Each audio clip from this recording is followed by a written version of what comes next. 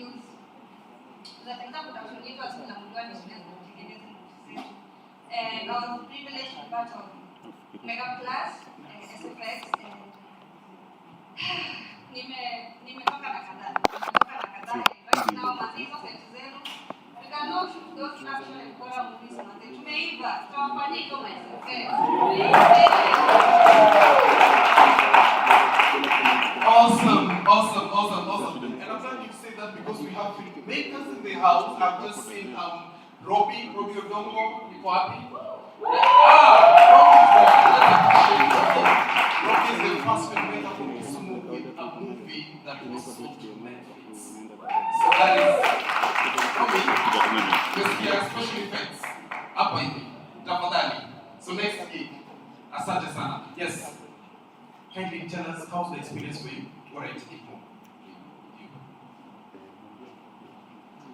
Good morning, everyone. I'm Kumiko Valerie, and I'm very grateful for this opportunity that you have given, especially me. I've learned a lot.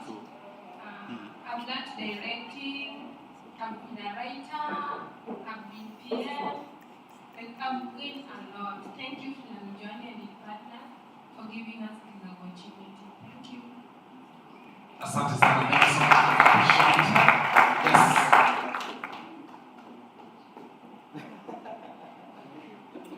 Saseni, mimi hapa ni Stacy, and I'm truly grateful for Filamujuani and every other person involved, especially Baraza Media, because kama si space pia sikuwa hapa. So thank you to everyone, and I'm glad that I've managed to network with other creatives and sahi manze wenye fikisha msema sahi mtakuwa mnaona filamu za Kisumu dala. Awesome. Let's appreciate it. Yes. Hi everyone. My name is Valentine. Actually, when film started, it was like 3 months launch, but now 3 months in we show when like we still wanted more.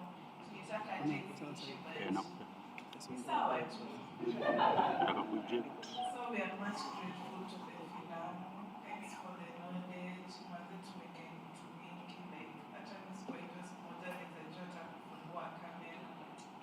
And thanks to the film, we really appreciate. Thank you so much to Filamujuani and the students. Really appreciate. Other than the students, we had some of the tutors who actually made this possible.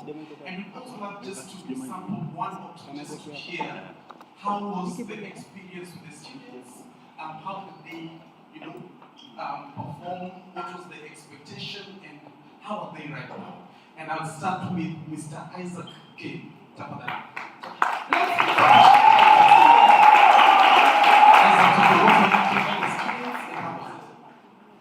This group of students was amazing, very talented. Kisumu, bravo. I look forward to you guys growing and we meet in the professional lines in the very near future. Asante sana, Isaac. And today, this morning, I don't know if some of you saw, there is a student who just decided to surprise their teacher with a bouquet of flowers. Yes! And it was such an emotional moment that Festus didn't miss on the camera. But we'd love to hear from her. How has this experience been, and how did you feel when you were brought for that bouquet of flowers from the student? Oh, first of all, let's appreciate, make a applause of our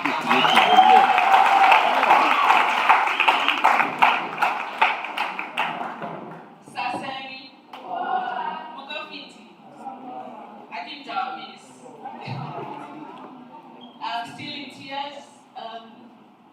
I don't know what to say. You guys are amazing.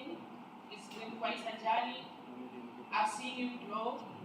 That's good. Hoping to see you guys soon. But then says, thank you.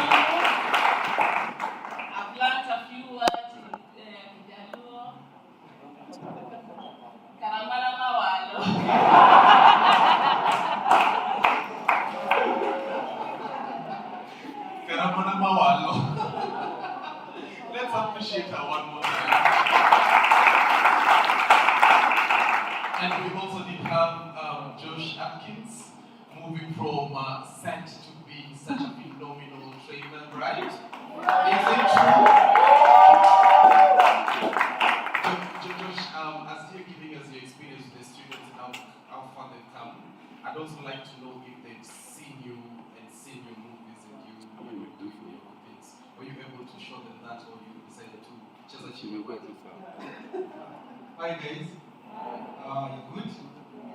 First of all, just you guys are good. For the first day you came here, would you look at the camera? I was not even confident with the equipment, right?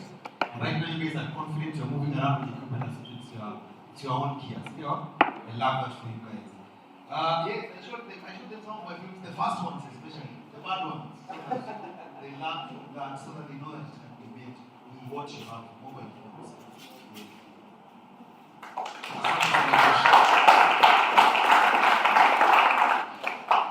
Thank you so much, Josh.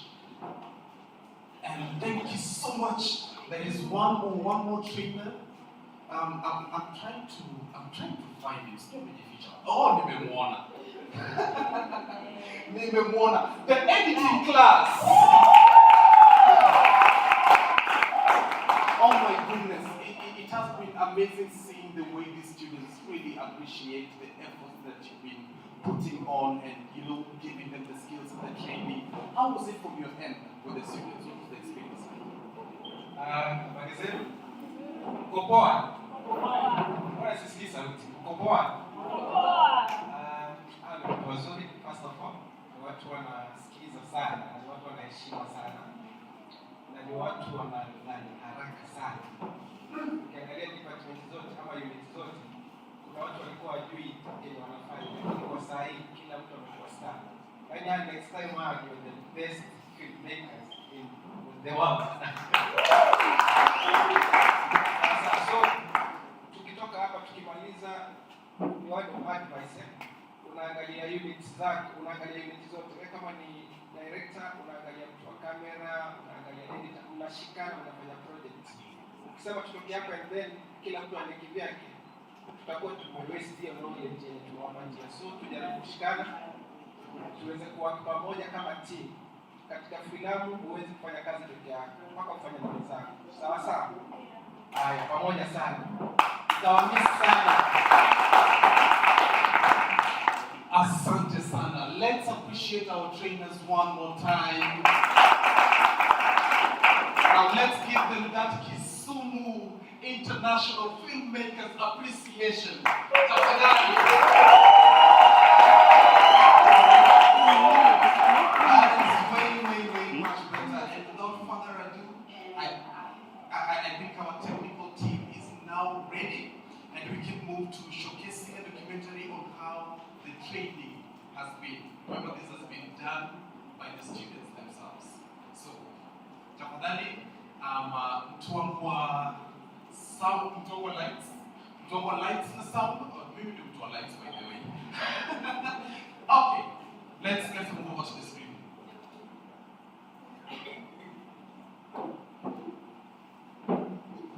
I'm a lover of film, and I've loved film. I've watched a lot of film, and I've always wanted to be part of a production, especially for crew. Nijue what exactly happens during set, and how do we get to see the end product? It's so creative since 2026. We were really looking forward to having Filamujuani at this space. That's because there's been a need to have training for people who are interested in film, and it is something that our community is looking forward to. This program was brought to Kisumu with the support of SANARA program. We were supposed to train 4 different counties: Nairobi, Mombasa, Nakuru, and now we're training in Kisumu. So when Filamujuani came knocking and asking for a place where they could be able to host and conduct this training, the most ideal place was definitely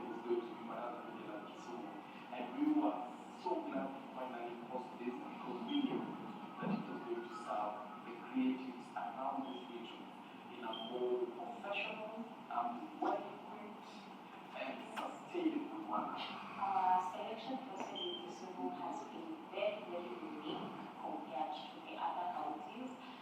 First of all, we got more than 500 applicants in Kisumu County, and we were only targeting 50. For that, we had to stretch our number from 50 to now 90. First time kusikia about Filamujuani kwa social media. Yeah, niliona film and then went to Mombasa. And so niliangalia nikasema nitapiga kama nitaenda Mombasa. Maybe watakulisu. Mimi nilitaka kusikia program ya Filamujuani through my uncle. Alikuwa anajua niko interested in the film industry, so akanishow, then we applied through the credit union. My expectation before I joined this program was to know how someone works in film, to be able to shoot, after which to be able to edit. When I did but I think I used to that version mainly makeup. I wasn't like so sure, like, we got to get 50-50 especially when I saw that scriptwriting and everything and professionalism classes, I was very excited. So let's get made up one thing. So I was like then so I did interview where I'm giving a guy and really interview. I expected that this was to be really making jobs as a corporate interview processing among the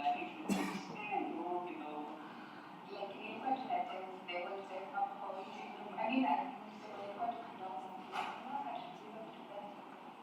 I remember I didn't get a leg. But when I got there, it was slightly easy. They basically just wanted to know if your eligibility for the program and if you are going to be available for the program. In fact, if I did an interview, so what was very interesting, which was what we did. Like, there was, she was so welcoming, friendly, too, disciplined, and it was so fun. Then, unfortunately, after interview, siku sikuitwa. Then nikasikia kuna orientation, nikakuja nikajitetea na nikaingizwa kwa program, and that's how I started the program. Yeah. So I had there was an interview from my friends who was online. I said I must come and work in that. I walked in and I explained to them how much I am about filmmaking, and they chose me. CV is making fun of you. Why should I school? That's what. As a trainer, what inspires me is to work with young people, because I believe that's the only legacy I can ever leave as Isaac Game. And I must say that in my first week of meeting the students, I was a bit skeptical because I did not have any background whatsoever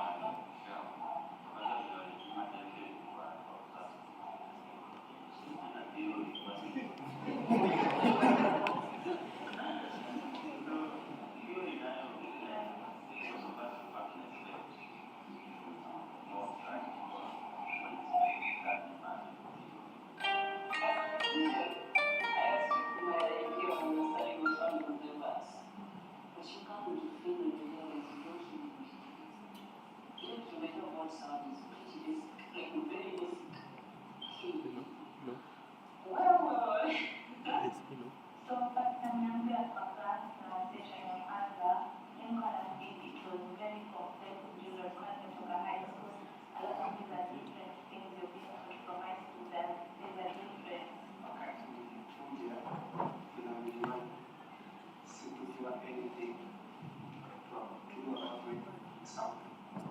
But on the second week, I got to learn that they were very eager and very passionate about getting the information of what we're disseminating to them.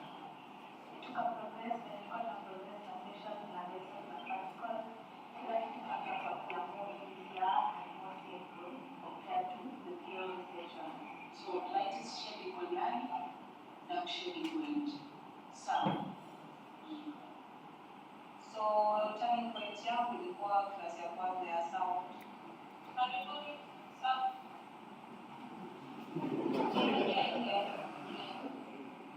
Yeah, kule nikajua kule sound ni importance yao. There is more to a film than just the camera. So I got curious about the process of making sound for film. After during classes, I decided to major in makeup. Even before my exam lyric, I was caught between which lyric topic to choose because it's always interesting. So I decided to choose cinematography because I felt like that's what would help me improve more of the skills in my field. Actually, I got an editor called the Never Crossed My Mind, kidogo, because in the film industry tunaona wanawake ni kidogo sana. So nikajiuliza, will I really do it? Because being myself mwenye najijua, actually I get tired so easily. Ile kukuwa in a laptop for a very long time, ilikuwa inanipea like stress. Nikajiuliza, will I really do it? I was surprised, first of all. I never expected to have like number of female editors. Was unajua wanaogopa sana mapeer pressure. And I was fearing for actually my editing. Lakini surprised kwa wengine tuliwakali na kuliko boys. So far, anything imekuwa simple because the trainer was much welcoming. And the point that I was like, wanafanya kazi and it's like, okay, take your time. I'm not busy when to cut, push to cut.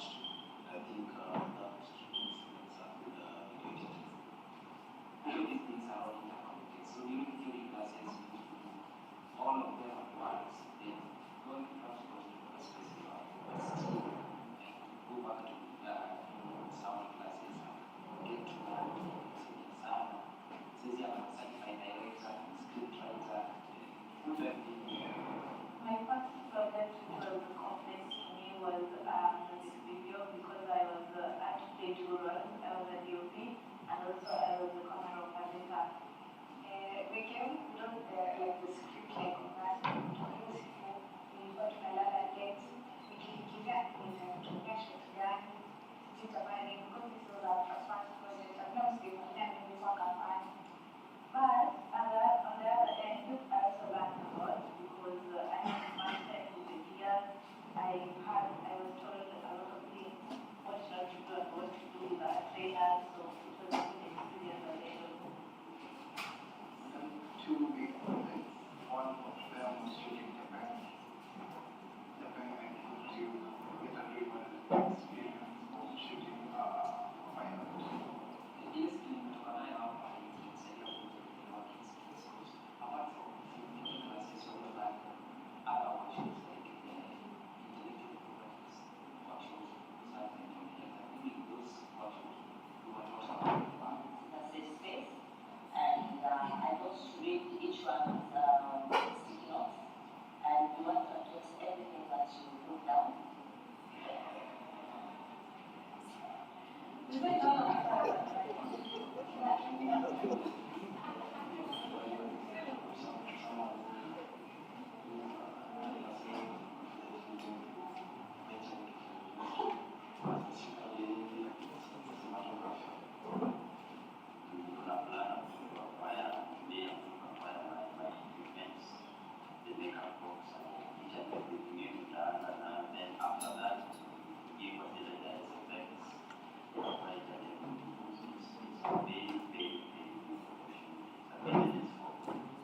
This is business, apart from filmmaking, we had to learn it's a film, and we have a business opportunity.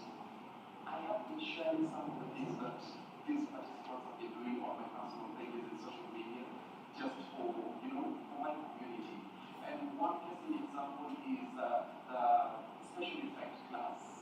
There is this lady who did this makeup to her eye, and it looked like she had been shot. I can see the eye, and it was bleeding. And the reaction on my Facebook page was like, there is no way we have such good special effect makeup artists existing in Kisumu. And they are not just existing. They have been working out the skills in a few months period.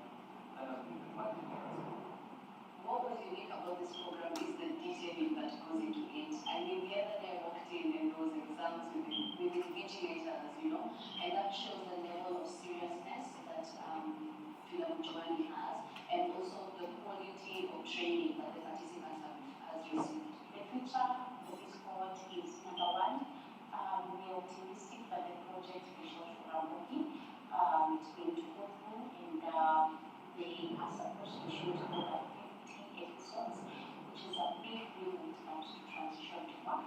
Number two, the clients that we have partnered with in implementing this program, that is the TVCs and the documentaries, we're also optimistic that some of them will be absorbed in.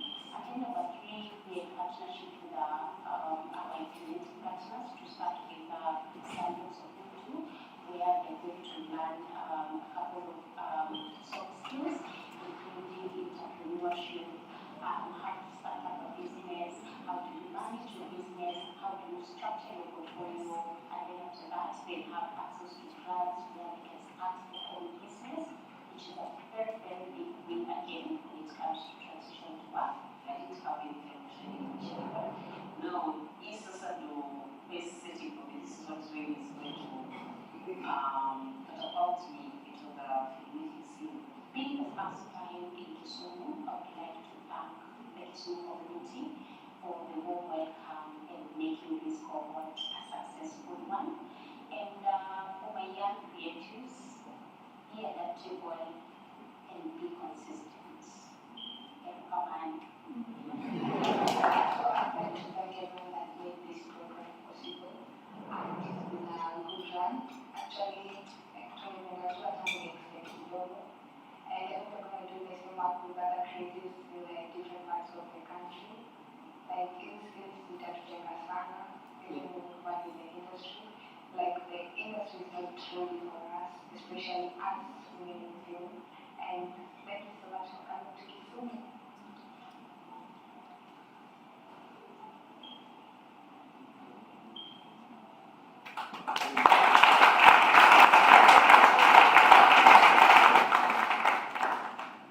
Wow. Wow, right? Wow. Wow. Did we forget the Kisumu International way of appreciating? Kisumu International Filmmakers way of appreciating ourselves? Oh, people are teary in the audience. Oh. Let's do it once more for ourselves. Let's appreciate ourselves once more.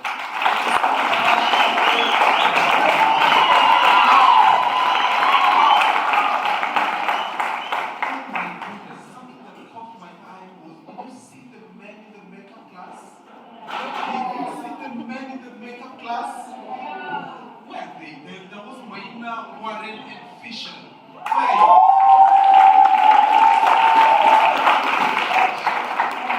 Where is my...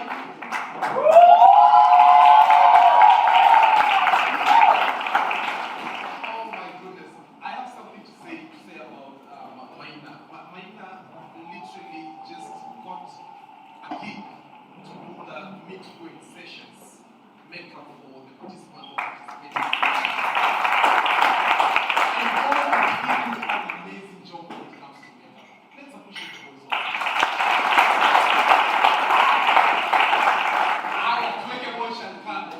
Did you see the number of girl child that were on this film? Huh? Did you see the numbers? And if you didn't see the numbers, just stand. Just stand. Just stand. Just stand. Just stand.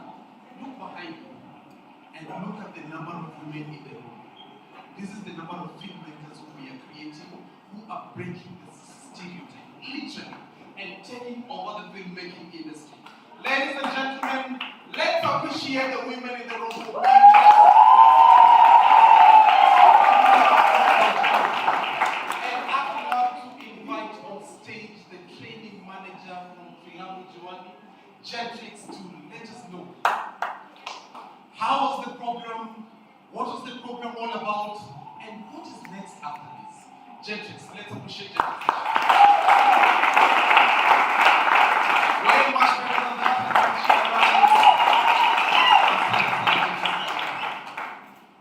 Thank you.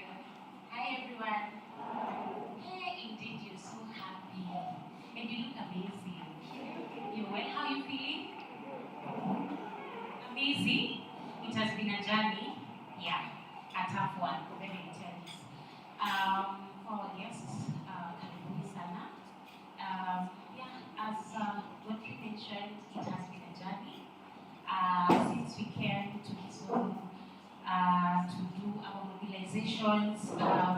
It was very, I remember the first time I came, I was like, when I landed, I was like, what?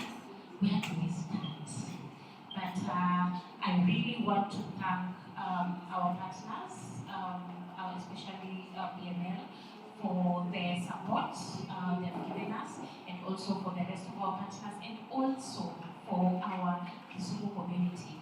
Our clients, I've seen some of them. Thank you so much for giving our participants a chance to shoot their projects. So yeah, it has been a journey since mobilization. I think we had more than 500 applicants, and it was very, very hectic when it came to shortlisting. We only wanted 50 participants from Kisumu, but now we had to stretch to 95. Because everyone was like, because we had to shortlist to 50, and then people were like, oh my god, I can't miss this opportunity.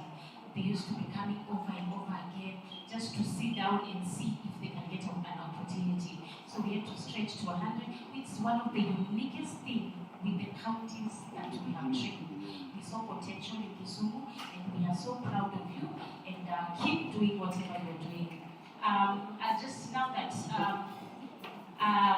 share an overview of how our curriculum looks like and what we are going to showcase. Filmmakers, it's all about screenings. If you're a filmmaker and a month can end without without you watching a film or any content, then you're not a filmmaker. It's all about screening, it's all about watching the shots and enjoying your work. Our curriculum is a 3 months, very intense program, and that's why we usually sensitize on mental health. Because at times it reaches a point where it's project shoot after shoot, and until people are like, hey, it's fun, but it's fun, but at times, it's very, very hectic. But we just wanted to nurture you. Because by the time you are going outside there, and you are having, let's say you're going to have an interview at Royal Media Service, you're there, a Filamujuani participant, and there's also a participant from university. You guys can be heard. Both of you can get a chance to be part of that opportunity. And that's why we had to stretch it, kidogo, very intense, to ensure that by the time we're releasing you guys, at least we are all on the same page. Yeah, so it's a 3 months project, 3 months program, 1 month theory, 3 months, 2 months practicals. We train 9 disciplines, that is photography, videography, lighting, directing, scriptwriting, production management, sound for film, both recording and how to edit your sound. We also do makeup, wardrobe, SFX, and editing both photos and video. That's how our curriculum is structured. And then for projects, we are going to showcase some of the good projects that the students have shot, including TVCs, dollar commercials from the clients. We're also going to showcase the music videos that they shot. We're also going to showcase the documentaries that they produced. And lastly, we are going to showcase the short films that they shot. And hopefully, now that we have space, Godfrey and Tuambia, let us utilize this space. We have the space, we have the screens. Let it not be the last time we are coming together to review something. Let us utilize this space, let us utilize this chance. So as we're going to screen these short films, let us invite us from Nairobi to come and view your projects. And that's how we measure success as Filamujuani. Our success is not all about how many we have trained, but how many have transitioned their passion into enterprise. So I'm urging each and everyone, you can see I've been given 3 minutes to conclude my remarks.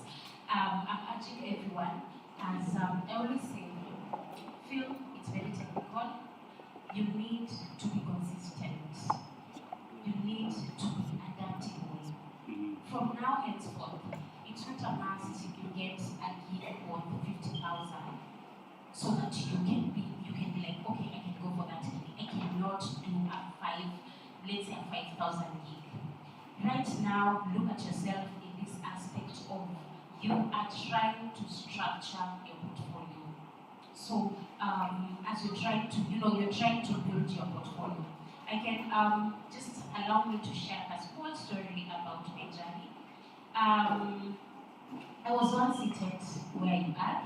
I'm also an alumni of Filamujuani, and I came. By the time I came for that orientation, I've never touched a camera before. Unlike some of you guys, at least you have touched, shoot something. I was flat. So when I came for the orientation, and then we were asked, I remember this question, we were asked when we were introducing ourselves, what do you want to be as a filmmaker? And then I had people saying, I want to be a director, I want to be a best cinematographer. I was like, what are those names for? So certainly if I say I want to be a cinematographer, what's that role of being a cinematographer? But one thing that I was encouraged, don't look at yourself and compare with other people. The one who said, maybe I want to be a cinematographer, he came at least doing something about cinematographer. I was flat. But right now, I can say we are almost, compared to that particular participant, at least we are almost the same. So that didn't demean me. So, and then after that, by the way, I actually volunteered for almost 6 months. But volunteering, this doesn't mean you have to volunteer for 6 months. Let's say, you can have a better chance, maybe as you start this journey, more than I did, but I volunteered for 6 months, and then after that, I was called in a certain radio station to work. That was during the last election. I used to be shooting videos, and then that was the only chance I could showcase myself, and then, I'm now working in a radio station, but I was delayed. I remember when that time they were about to announce the president, and then the police, the security guards told me, msichana huwezi ingia huko ndani kushoot. And then I was like, this is just my first gig. And then you're telling me ladies cannot, go outside and shoot something. So I had to prove them wrong, and that's how I transitioned myself. So this is just a challenge to all ladies. I know whatever we are training, it's very technical, so some of the ladies will be like, if I become a cinematographer, will I get a chance outside there? Yes, there is chances. Yes, there are opportunities outside there. So thank you once again, congratulations, and I hope what we are going to showcase, it's going to change someone's life. That's your first portfolio. Sawa. Thank you so much. I don't want to take much of your time. Thank you so much, Godfrey. Thank you, everyone. Thank you, my Kisumu community, for making this program a successful one. May God bless you.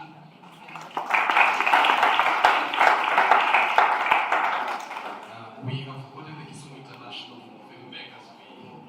There was that one. Let's appreciate Gentrix one more time.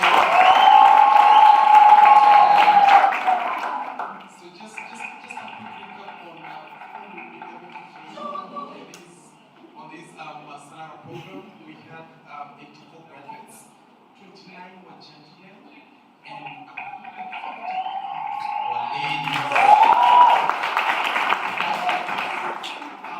for the people who were in the sound class, we had 10, makeup class, we had 14, script writing, we had 13, editing, we had 15, and the largest of the group is photography, we had 2.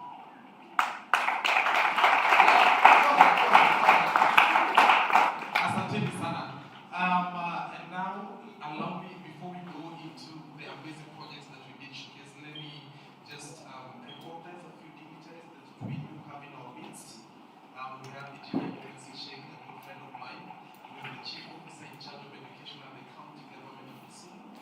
The Kisumu International. We have Ken, the founder of Filamujuani.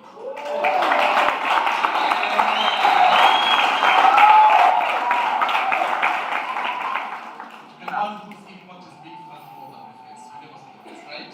But the impact, awesome. We also have Director, Kenya Film Commission, my friend Collins, who is also in the building. Collins, and we have Dr.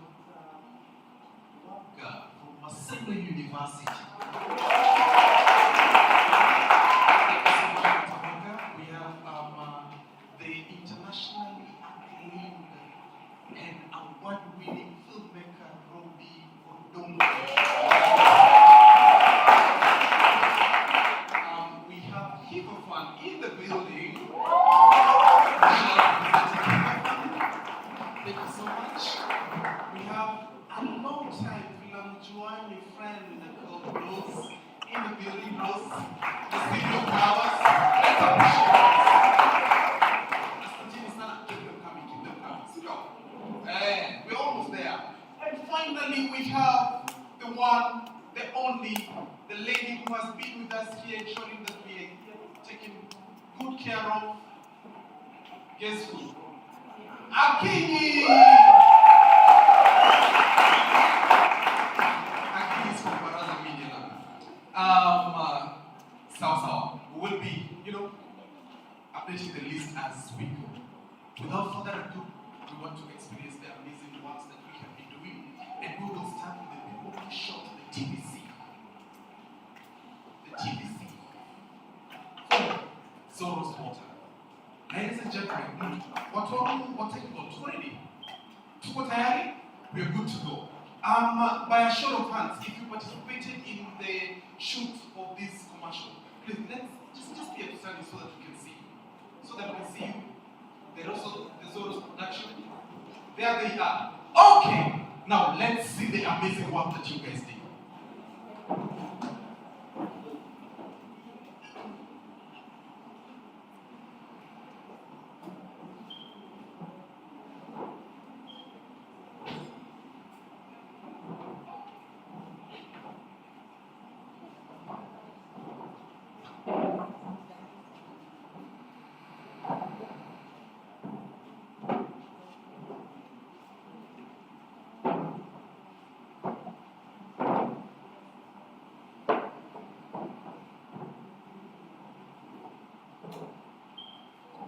Feeling thirsty? Don't worry. At Soros Cool Water, we've got you covered. Our water is purified using advanced reverse osmosis and ultrafiltration technology, giving you water that's fresh, pure, and safe every time. Choose from a variety of bottle sizes. Enjoy fast, reliable, free delivery. Visit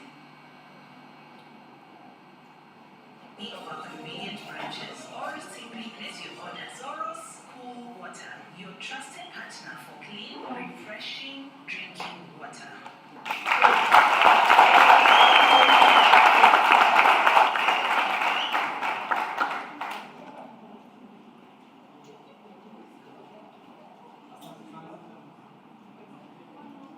Did we do it justice, or do we want to watch it again because of the heat? Again, we do it again. Aye, sawa. Technical team without hitches, stuff like that. Water, we've got you. Feeling thirsty? Don't worry. At Soros Cool Water, we've got you covered. Our water is purified using advanced reverse osmosis and ultrafiltration technology, giving you water that's fresh, pure, and safe every time. Choose from a variety of bottle sizes. Enjoy fast, reliable, free delivery. Visit any of our convenient branches or simply place your order. Soros Cool Water, your trusted partner for clean, refreshing drinking water.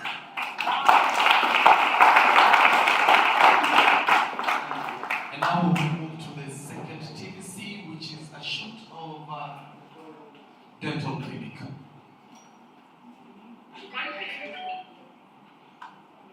Give us the visual, please.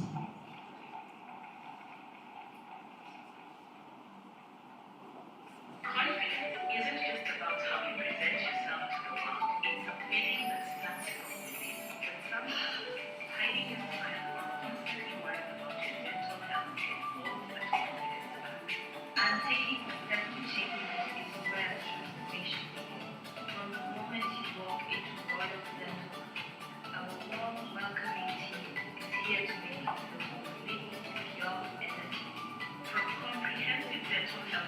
and professional equipment to meticulous tooth extraction and expert root canal treatment.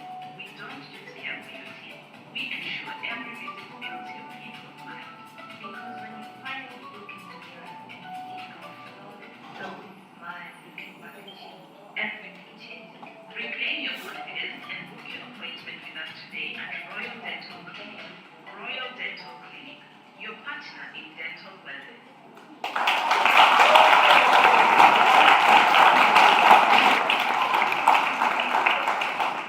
Asante sana. Those were the TVCs. Let's appreciate the TVCs one more time. If you participated in the two TVCs, please be upstanding. We want to appreciate you. The Kisumu International Filmmakers Way. So be upstanding, be upstanding, be upstanding. Oh, let's give them a hearty clap for that amazing job. And it is also interesting to note that almost all the cast were fellow students, including the doctors. I've just seen Dr. Godwin on that screen. One more time, appreciate yourself. And now we will move to a documentary also done by the students. We ready for the documentary?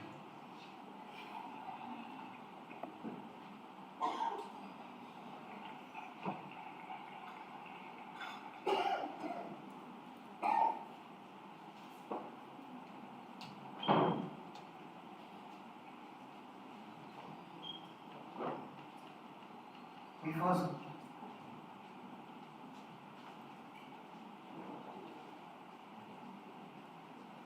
from 01, I was basically either at home or helping out my mom with chores and everything. There wasn't really an effective way I was using my time. That's how I found out about Zone 01 and decided to use my free time to actually do something practical, use my time well.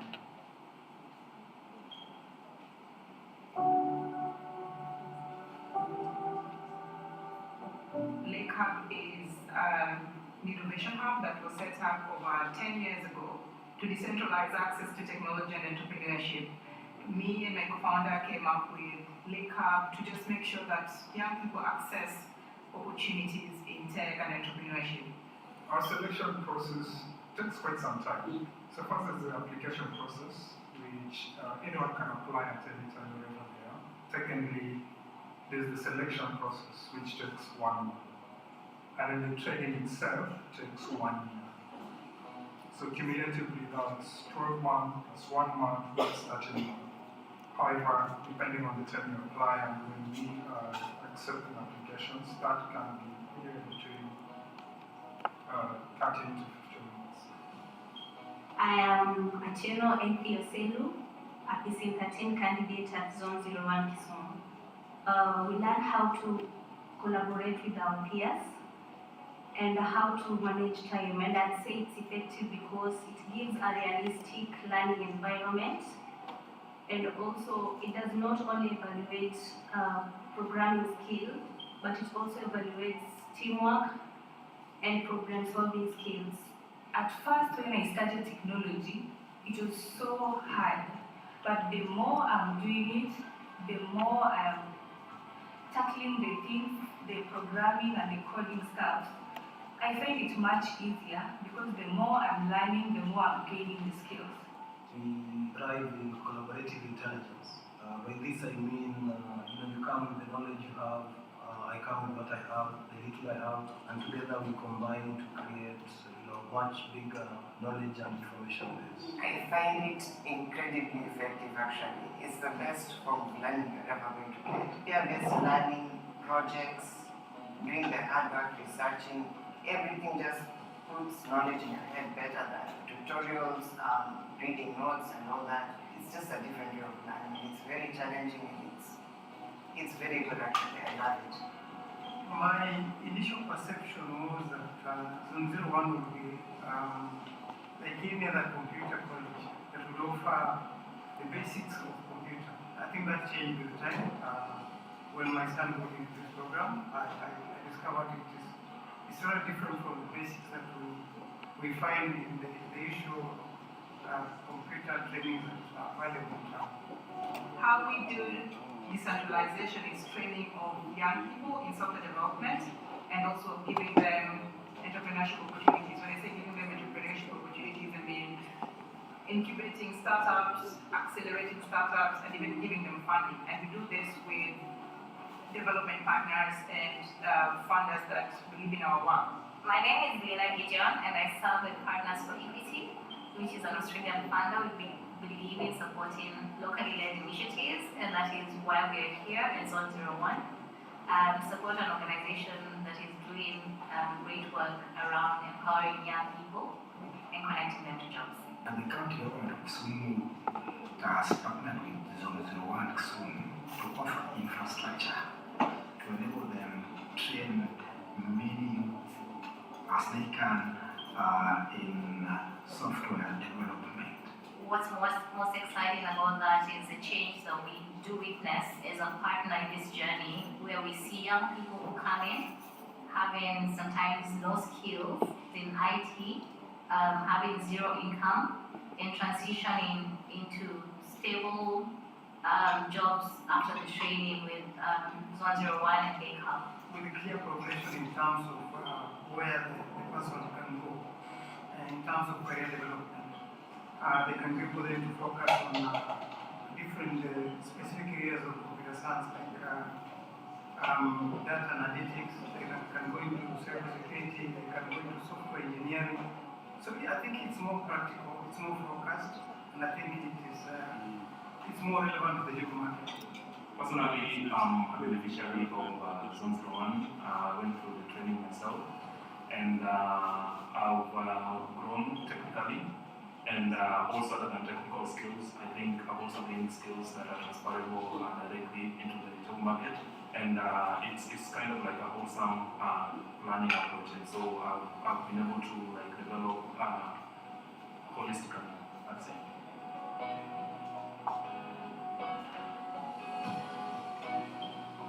So at the end of this training, I expect to have the good foundation in programming, and also I'd like to be able to have the confidence to work on projects. What's inspiring us to continue partnering with Zone 01 is the impact that we've seen of the program they're running, particularly the program with 01 Talent. We have seen youth come through this program, some with the skills that are not related with IT, transition to having stable jobs, stable income, and that translates to better life outcomes, not just in terms of their livelihood, but in terms of their health outcomes, education outcomes, and also the impact they continue to have in society. For any youth who's out there who's looking for something to do, we offer upskilling in tech to any with no credit requirements, no cost involved. Just yourself and your talents and your skill in tech, and then ensure that you place it in. So to every woman interested in tech, believe in yourself, have the confidence. Everything is through learning, and it would be really good if we had more women in the tech field. It is a wide field with different opportunities, and the key way to take is just perseverance and continuous coding.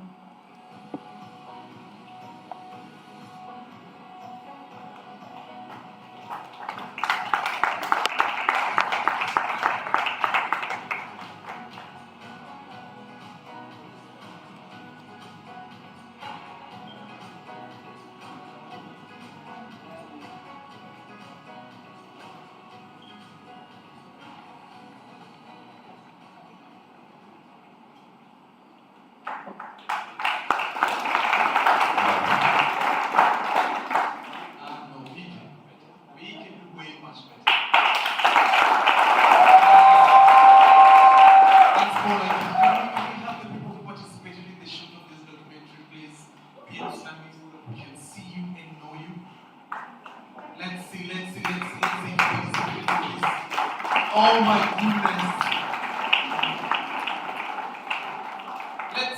Let's appreciate them.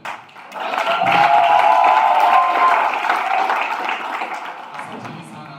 It is very hard to tell that this is about the questions.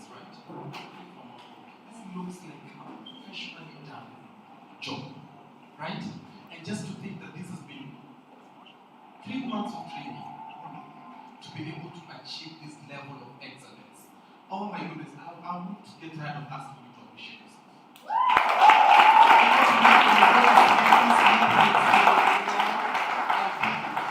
I did it. Oh my, and just on that note, we are stepping on to the next year, the next projects. This was just to show you that the students are very versatile and they can do a great work. We've seen the TDC, we've seen the documentary. Now it's about time we show you what the students did in regards to, music video, the entertainment industry. And interesting enough, we had musicians in their midst.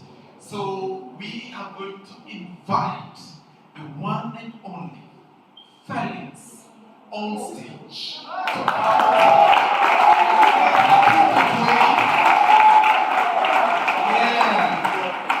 We will see the work on screen, but we will have the artist do the thing on stage. Silvio, DJ, tuko ready? Tuko tayari? Ladies and gentlemen, in 1, 2, 3, let's appreciate. Let's see the video that they've been able to do. Felix. Hello. Simoni juu. Sasa unajua wimbo. Ndio pamoja, si ndio? DJ.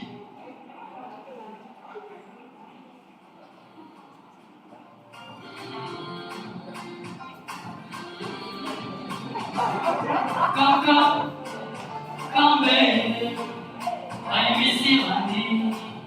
Don't you bet on me. Lamento di storia, nimechoka kuvumilia. Nakulia, baby njoo unitulize. Nimekupa everything, baby you are my everything. Usiniache baby, utafanya mimi niumie. Kuwa na wewe tena, penzi langu kwako ni furaha. I love you baby, songa unitulize. Upati ulipo baby, utanifanya mpenzi. Kupatia picha yako, ujue nakupenda sana. Come baby, I miss you.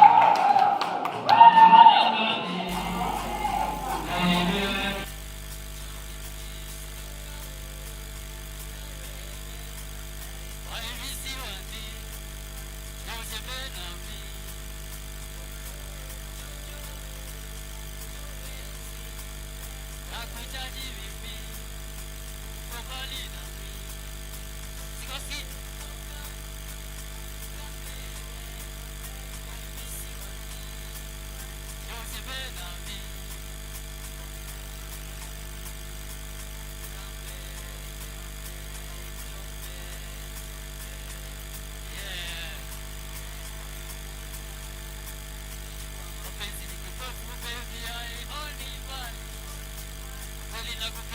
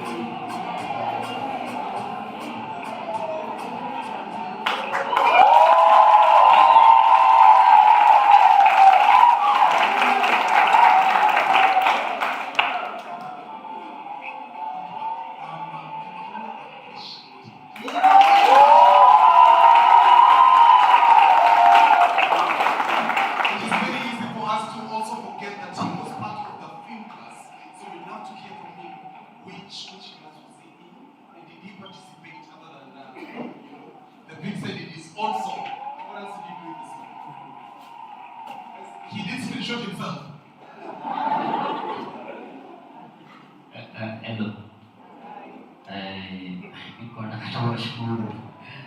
It was amazing, but sijui naweza waambia nini, lakini nawashukuru tu sana. Nataka nishukuru wastudenti wenzangu kwa kujitolea kunifanyia music kama hii. Ilikuwa tu ndoto, lakini ndoto imefika. Pia nataka nishukuru baraza media. Si rahisi kupata nafasi kama hii kufanya video.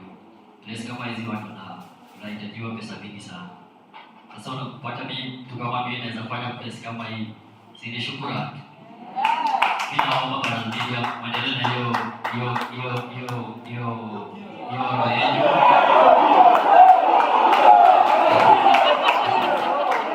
Muendelee na hiyo roho yenu.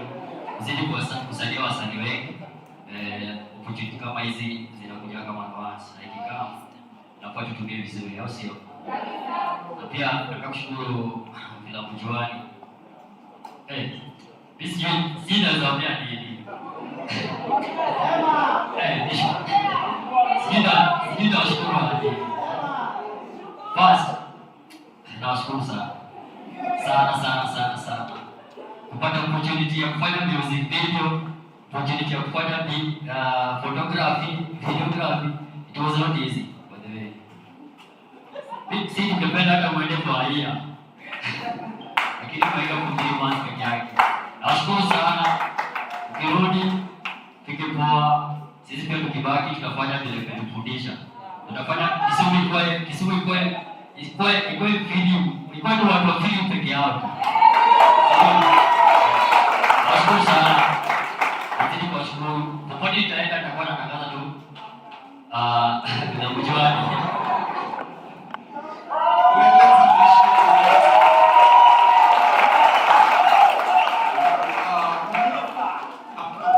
I'm really glad that we do have Ken here from Filamujuani. We have Engineer Chief from the county government of Kisumu, and we have colleagues from, the Kenya Film Commission. And we've had from the host now. Like they want this to, they want long-lasting thing. 3 months we compete like we extend it. We make it forever, right? Have an editing suite here for you guys to keep on coming. Right?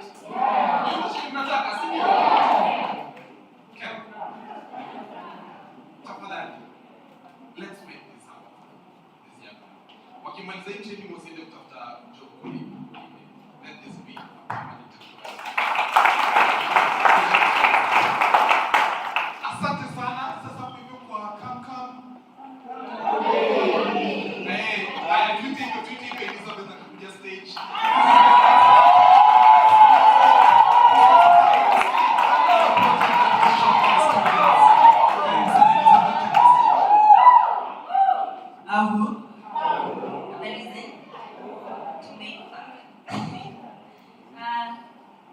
Thank you guys. Before I perform, thank you everyone who has made this happen. DJ.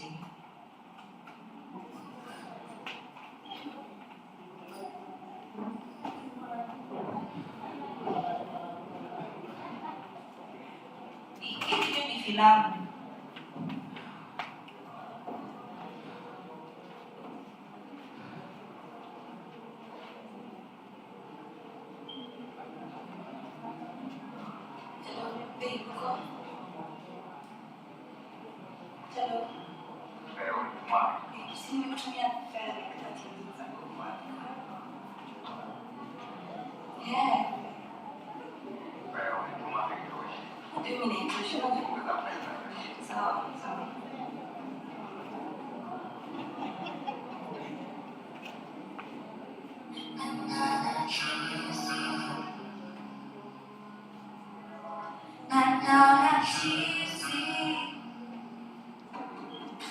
Looked into your eyes, why this could be, smiling at me, yeah, busy on anything else.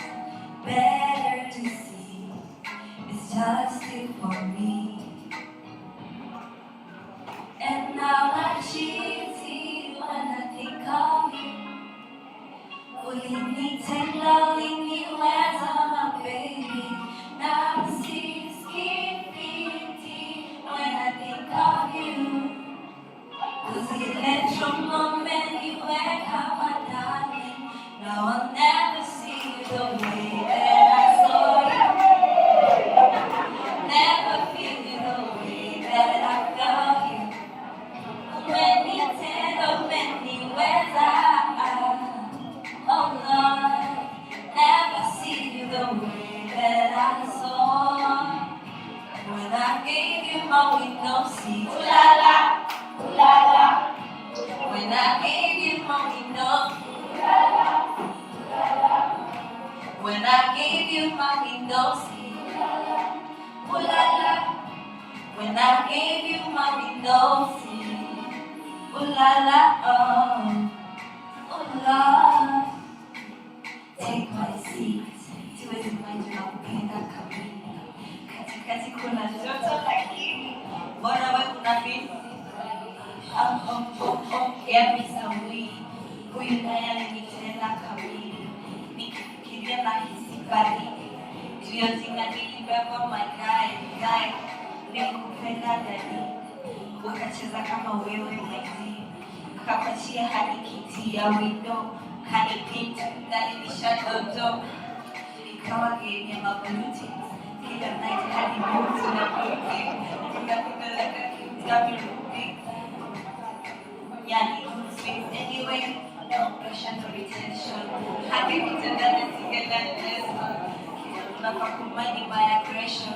Do not feel kukumess the dimension. Nishaiva mina baindai. Stories za matatu city zo bandai. Ninashinda nikidash na kuwacha in the past. Tukipatana na love. Cheesy when I think of you. Ulinitenda uliniweza my baby. Now I see skipping when I think of you. Cause the electron uliniweka my darling. Now I'll never see you the way that I saw you. Never feel the way that I felt you. We need tender in the weather. Oh Lord, never see you the way that I saw you. When I gave you my window seat, ooh la la. When I gave you my window seat, ooh la la. Oh, when I gave you my window seat, oh, when I gave you my window seat, ooh la la. Oh yeah, oh Lord. And I never see you the way that I saw you.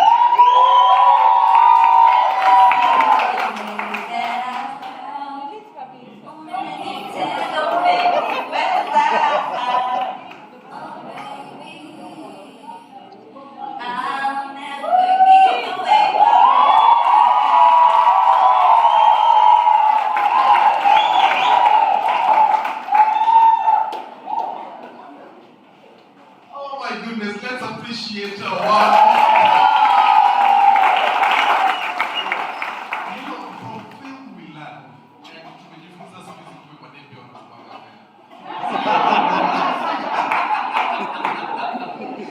If you took part in the music videos, please be outstanding. Let's appreciate it.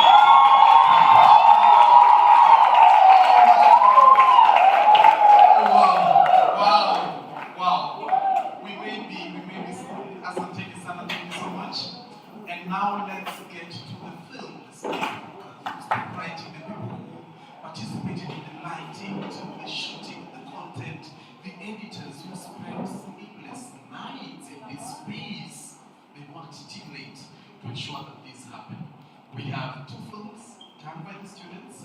One is called Japan, and the other one is called Mapei. We will start with Japan.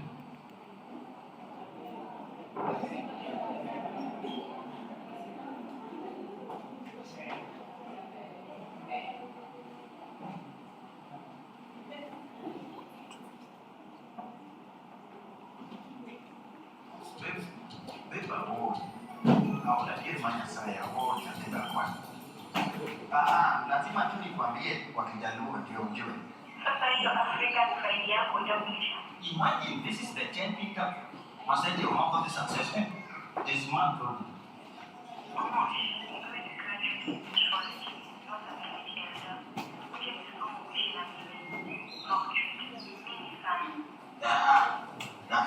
Biadapo di Kisumu kali kita belum kosan. Ya. Taman Afrika man wadakadai ya. Sasa hiyo Afrika faili yako utakuisha. Nyama ya makweli haiwezekani nyama. Kwa anatoenda ngoba nani? Hata mara baada video katika mara bana ikia kimakubwa ni mtu mangi usipaya ndio lista bad. Kata hilo we supporting documents. Yaani baru pema ni sio ndio moshi umaru ya mala yani. Cheki kina. Kwa bana kama bana wewe unasupport. Ati itu harus kuat. Ati wako ni. Ora wakira la ube yemo kabiko bwana. Bwana moshiko kwa passenger. Ipo wewe ina ya dawa mobile pandu yake kwa kwenda ni. Kwa kidnap. Iko tembe bwana.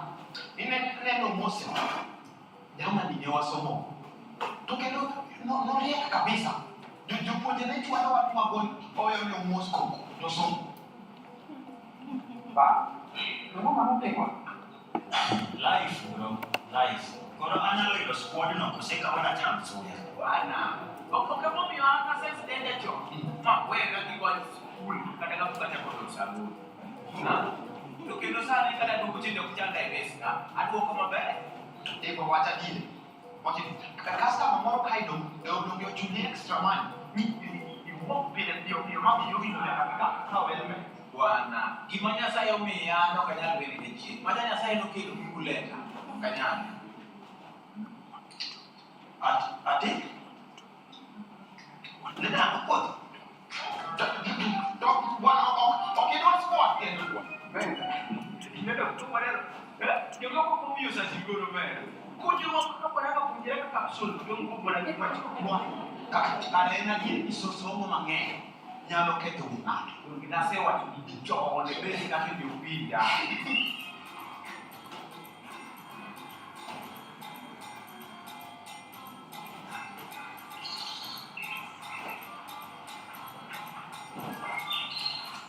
Korumani mtendo wakakene wanayo kene.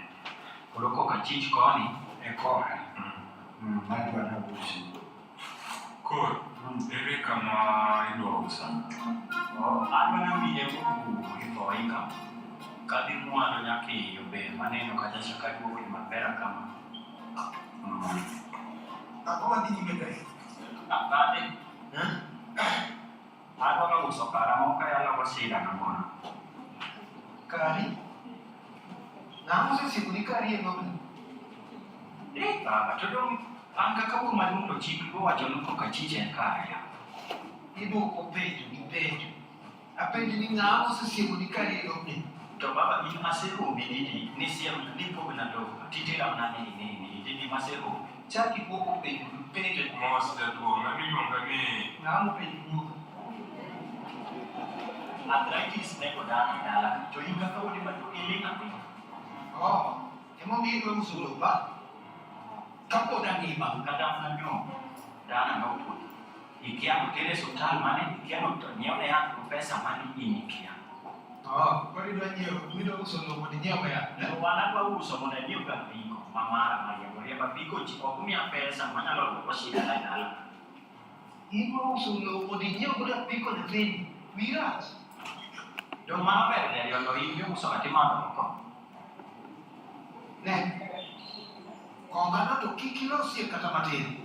Kongana masih pidu gono miromo kama ibu ya kasane ni. Baba ipilo amane. Mama do mancha nyoba chimu kai kapo kno. Ipilo mama. Oh. La tinte no ga ti yo se lo kue. Kue ni ibu ko na ni. Kue. Wana jangu mai ko na to kata ko de mati amo wenga. Timia. Beduru piny, ulos wach ni mos. An, adhi. Useloso wach no, tigochna. To be ok dalre, ok chul.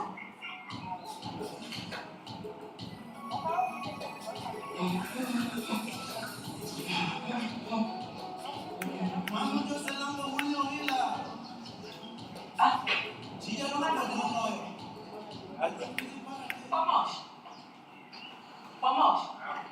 En wuodi. Opuonjore otieno, dende chwakore momiyo apani mondo mi pesa tere godo osiptal.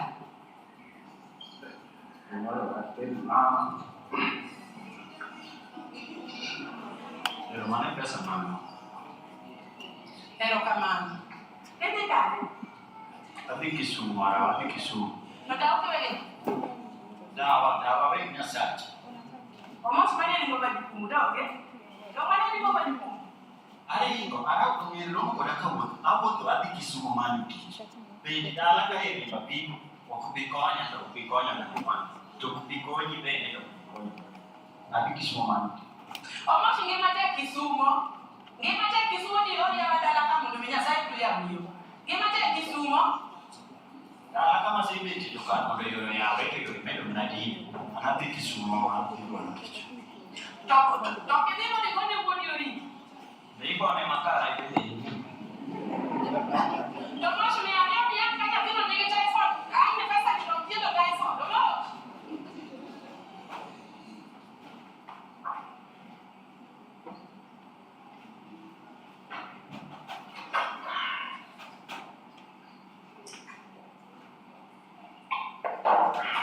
Mosh. Yes. Isendo useneko. Tabla ni gosi yung kaya dasta. Sa. Kasto gondu wigo item yo timu size. Di job one big loss na kaya malami. Sa. Cohort be. Ati timo kwa chomera. Kude kwa simansi. Le shadet max school baba ni go pass really quick. Sawa.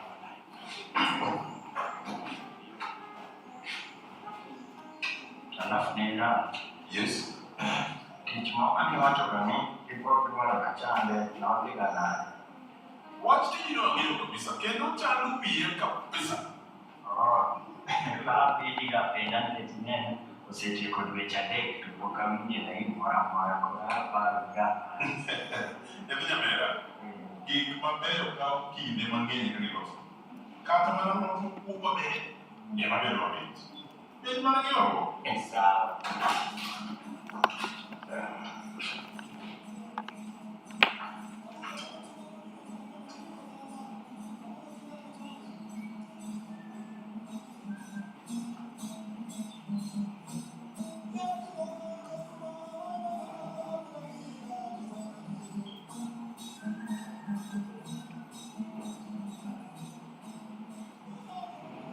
Dan, riemba difícil. Koro mae mamoni kokoro pesa ni abro timo nang'o? Makora chako gi kanyo.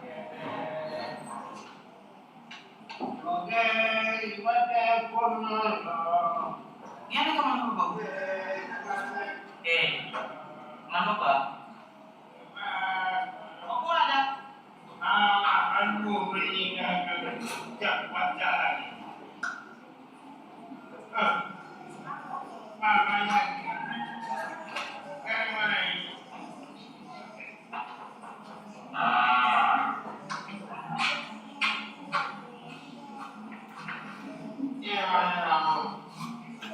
Bwana, nyathini ni oriemne school fees. Mondi pok ochulo. Omondi chulo kang'o? Ochulo gi kama tumo kama mondi dwa uso lowo bende oka pi. Donge ni tamoni? Nyathino onge kae. Odhi omany wuon gi omiye lowo. Ako tama ko ni wacho kushendi. Vijega. Tania koto wacho. In kani kendo mino mondi. Donge ni ng'eno koni nigi mino mondi nigi nyathino obui ma inyare. Nang'eyo ni nyathino biro uso kaka pod atima. In okwal. In. Era gini ma in godo. Ni mano ilono ne wuoro monyuol. Iwacho nang'o ma? Abe to ini. Mana dong bapak lah? Minyak dia mengikuti dia buat. Ikan buat cuma.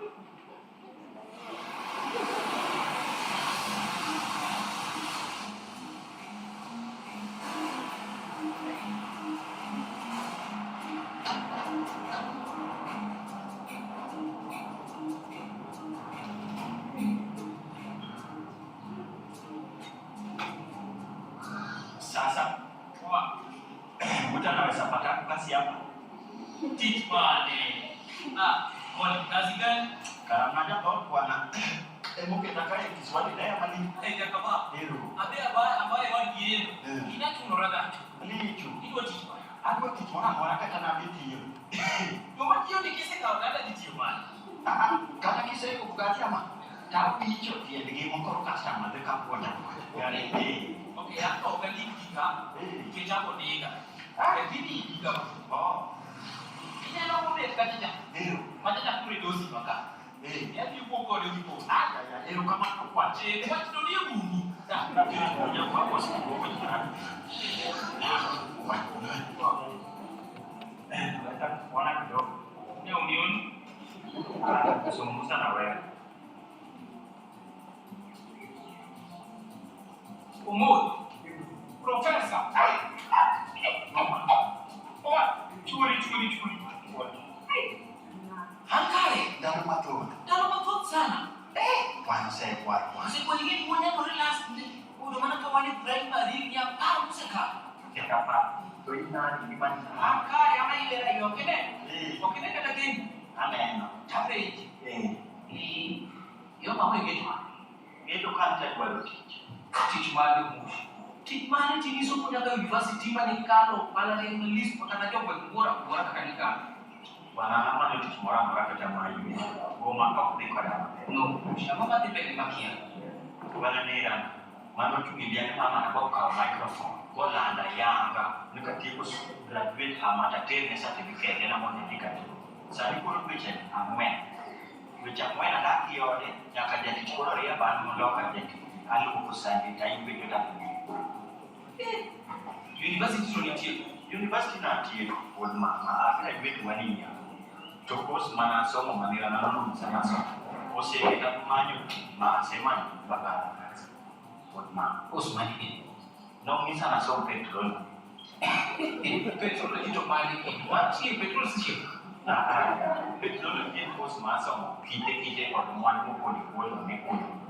Ayah itu saya. Siapa lagi mau jawab dulu mari kita jawab. Ya kita di university kita mau kos mana kita. Kita tinggal makan di warung dulu. Kita ke dulu di rumah kuih. Karena waktu itu sama normal. Siapa? Mana open mana era manira nana. Mana kita semua kos dulu wajar. Neng koneksi tahu ini kan. Maka kita kami. Disoalnya. Udah punya nanti. Anak buat orang tahu mana kata mau kata nama mandu kata ini. Musiknya tu digital, ini pada new boy school in fact. New boy school mana punya kata school kelas amun. Tu kan ini yang mana kau. Untuk ini semua university ini berbuat. Semua university buat. Anak orang naik ke pesa mana lebih pada ayah. Tak pula buat nanti orang tinggi school fees. Mana anak kaya, pada karya. Oh, okay. Anak kemudian. Ini ada apa itu? Mana boleh tidak buat? Mana tidak? Jangan kata kau kebiu. Semua mana itu? Maka rasa mau kebiu semua kan? Mau naik kau iwan, boleh. Tapi nak ni awak kurang pendek. Kalau nanti mau kerja dua isi. Itu bos saya mau ni awak buka. Kita tinggal biasa. Ani kiji dia mau kan ke kiji mau apa? Jadi nak mau kuliah muka. Tapi cuma kuliah. Tajir uri canda kabisa. Apa dia kau yang training. Ini grup pun dia doanya canda. Canda. Kamane dia kau maka kau ni nama saya. Kau jadi yang sana. Para bukan dia ni pun gini mau beda. Kiki pasal. Asal dah begini ambil.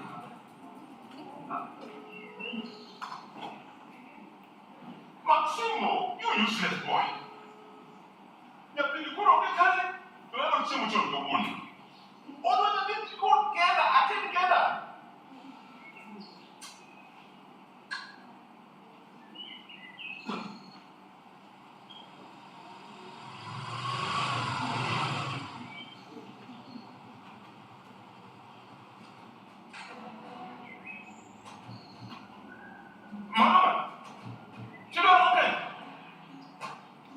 Mera. ¿Cómo? Mata. Mera, ¿cómo te hago con todo tipo? Mera, magile tiki. Nata yuko kapiko moroka ya kao na nyalo ya matindi kaseti kutinja watu kadwa kwa pesa manyalo yoda hapo. Atiria matindi. Nina estate madaki kai. Ini sakati na mimi makikati kana. Mera ya. Oh. Bilo kono miyaki wa dosi majire nani? Binda kan. Oh, leto mera na ndo yako dana.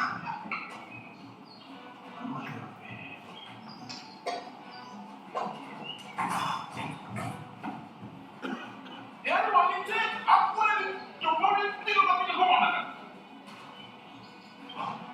Kau leto manu mfako mbo. Kwa mwana. Nera, please, Akoya. Konya. Suna.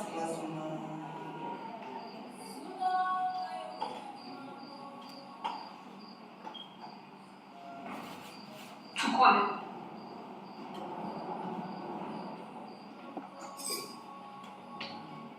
Tupikie huko. Nito kuna neno kwa uwe madiwe na kubani cha. Ati unasema? Hiyo ni kunaongea tu chakula kwa yetu. Nisipanda. Nisike kwa mimi tufundishe kidaruo na mkashuru na sasa hizo kuna ndio kitu nasema.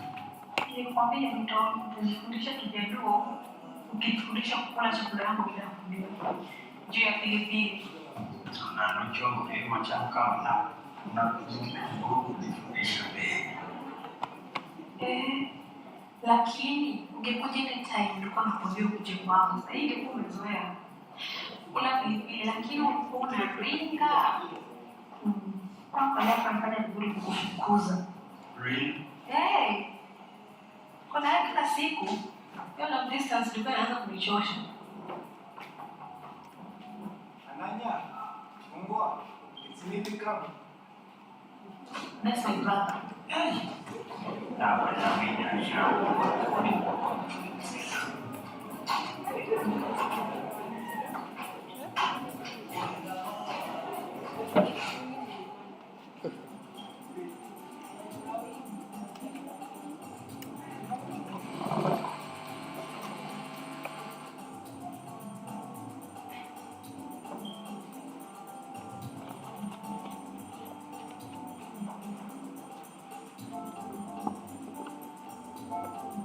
Tahun kesali. Tahun kesali. Mea.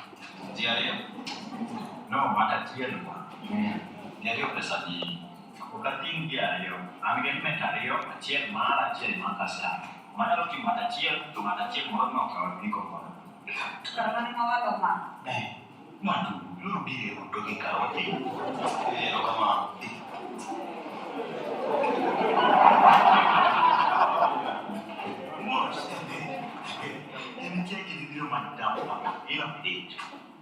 Bwana, yako ndio kama kakati marori ni mwachachi, miaka mmoja hizo. Lakini hapo mtu mjinga tija ipo ni ana kichikatike mambo. Kila watu yeplatina idun. Wale ni wale wale kidogo wakijisomo. Wao tuongeze pengine ngombe. Chama hapo cholo kuonda. Kwa maana mtumba kusachi.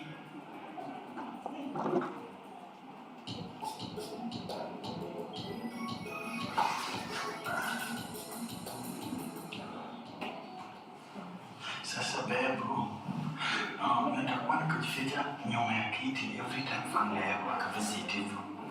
I think last time you were put in my kitchen. This time round, I'm fishing at your fringe. Manja di wako. Choke. Hiyo ni malavida. Na salafu, sasa motifu kama familia yako watakwati unadeti na Afrika kama hii. We'll cross that bridge when we get there. Na ukacross bridge bado utaniwacha kwa kwa fridge. Yeah. Nataka tuone kaya. Kwanza chama. And for Takate nifungue na nyumbani yako. Na sawa. Nifungue yako. Nika kama jambo karavani kwa rubani.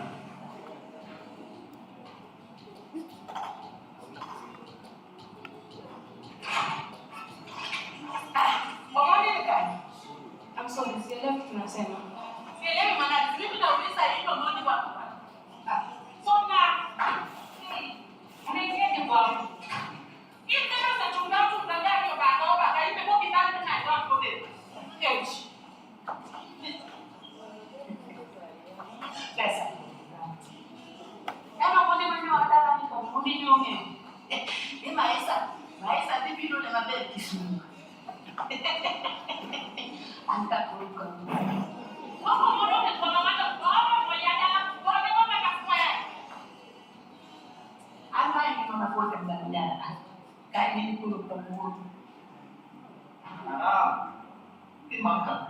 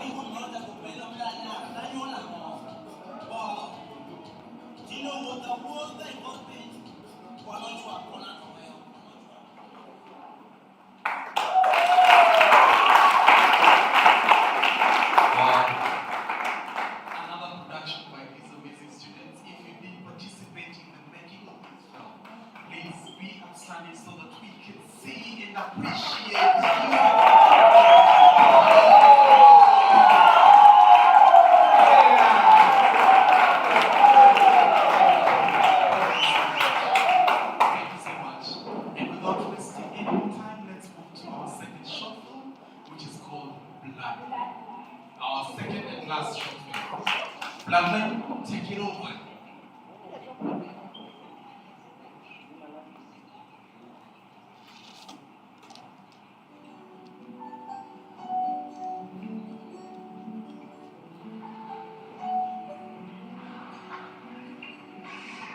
Here, boy, here, come.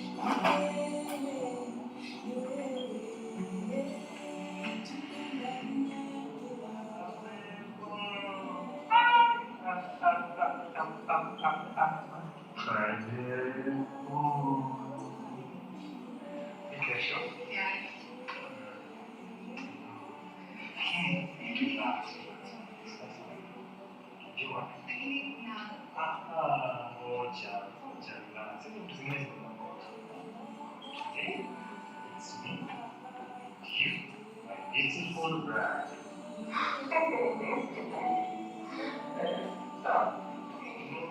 But Nana hours of it, now communication in this day.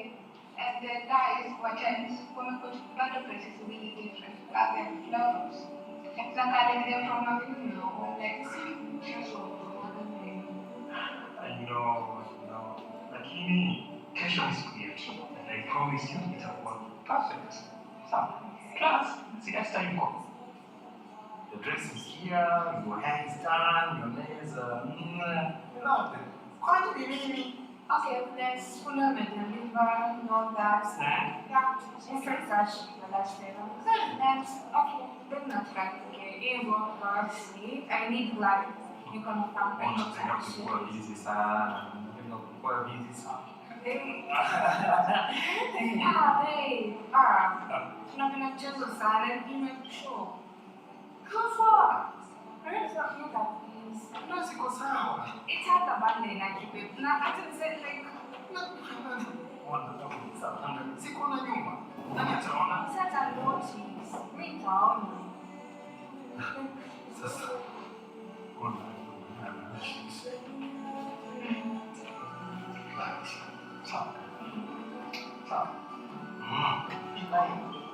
Ina inachara. Kesho. Kesho.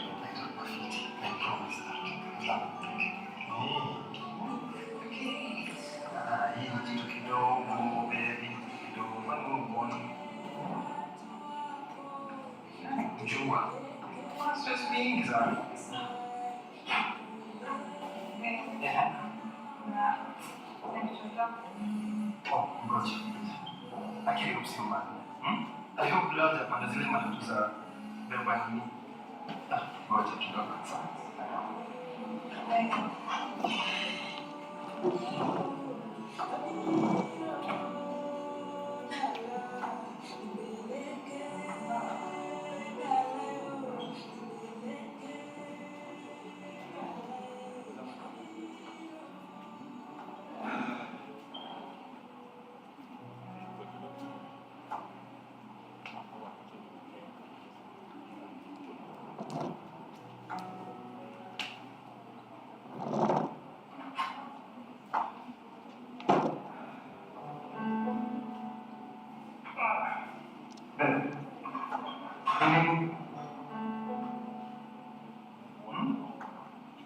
Ulikuwa unataka kuniambia nini?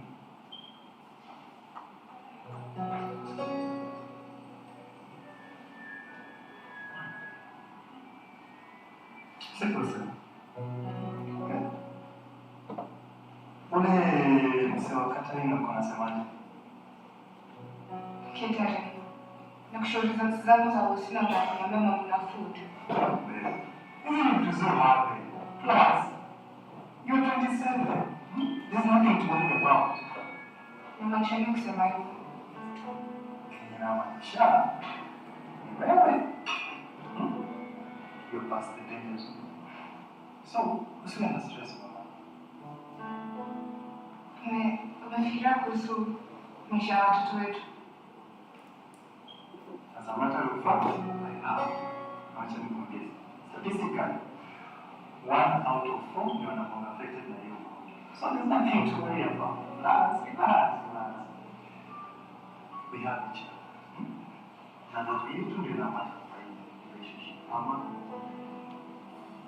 You're so selfish, please. Kwanza listen.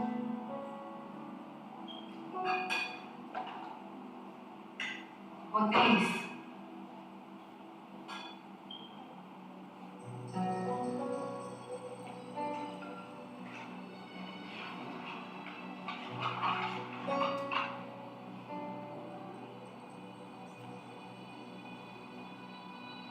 Wewe ni Kaja. They've had this for about a week for this.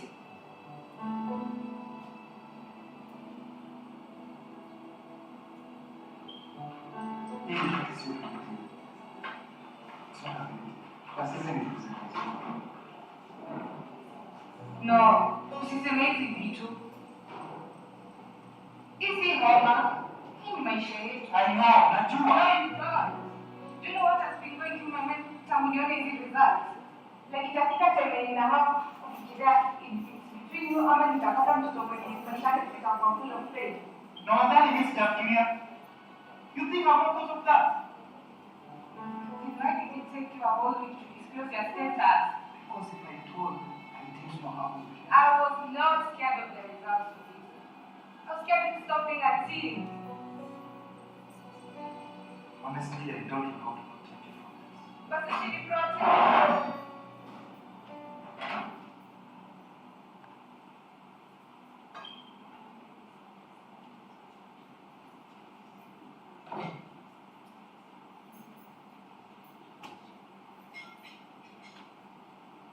Babes, ala, bibi harusi, ufai kuwa unaosha vyombo. Unafaa kuwa una get your beauty sleep usiku, kuoshana na vyombo. Nimeongelesha watu wa deka, watu wa tent na viti wanakuja. Nini nyingine imebaki media. Babes, uko sawa?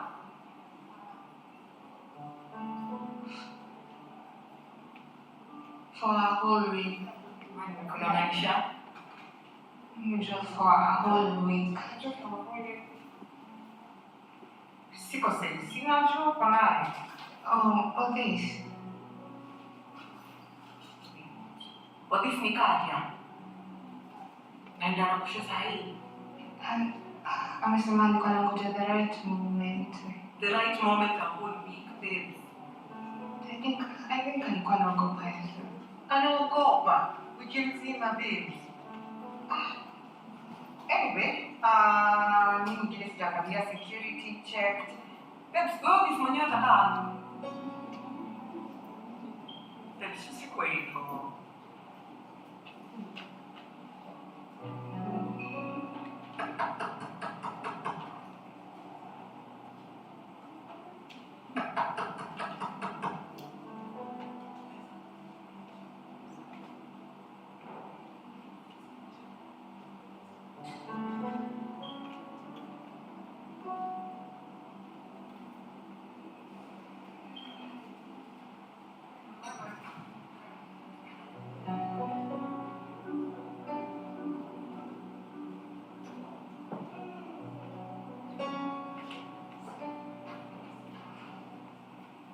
Chiene nyeone. Chiene.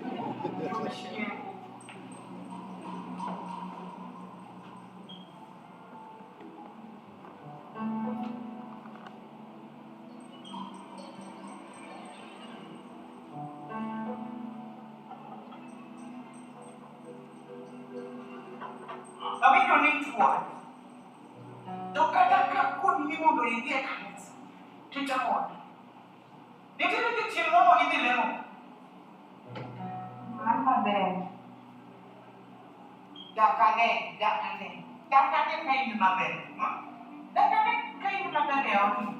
Okane ka in maber. Okane ka in maber. Okane ka in maber. Okane ka in maber. Tapi, ka in maber tuko mbumiane kwana kaya.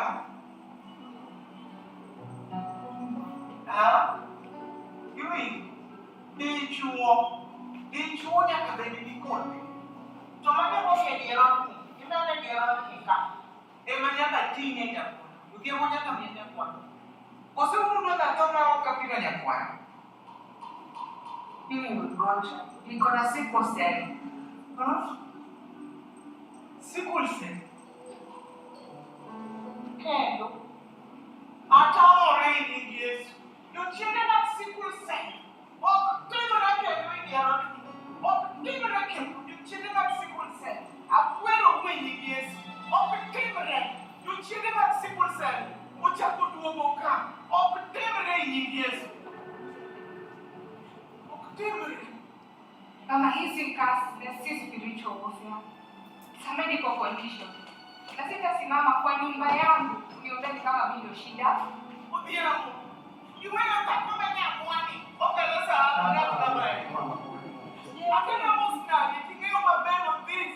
Nini nenya pima kende tokotino watu no sendo. Temos. Nabishi. Ochieno. Nimezaliwa ile mtoto pekee. Please, babe. Ochieno nyathina. Itimona kama namo. Anang'eyo ni wach tuo mar remo mar sickle cell ni nogik kodi. Kendo chako chero kuom owego. Ng'ano mabiro tero nyime bloodline mar oda. Ai. Otieno gimanyoni oktimre sickle cell ok duogi. Dagi.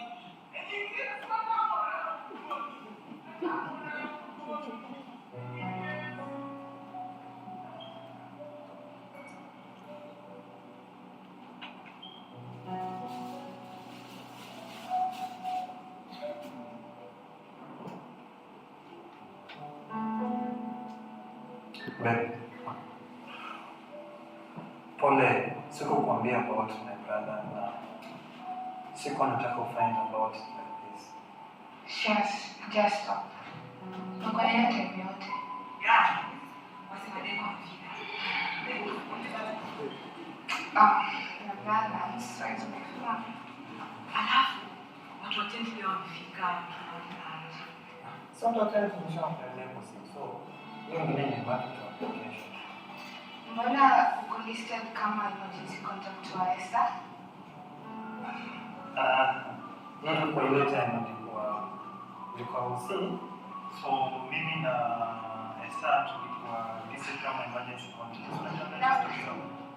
Nauliza mbona kwanza leta simu. Acha tu. Wait. Esther. No.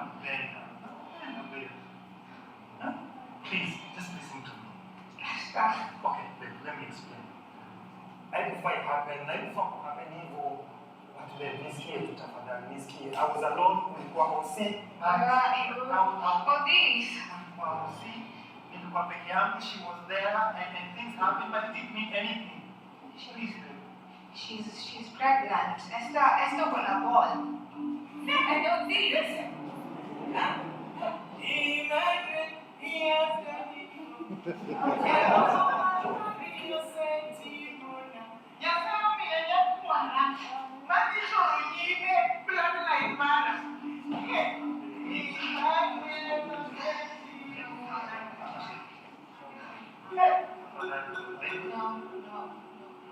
It didn't mean anything. She didn't much anything. And so telling that tight.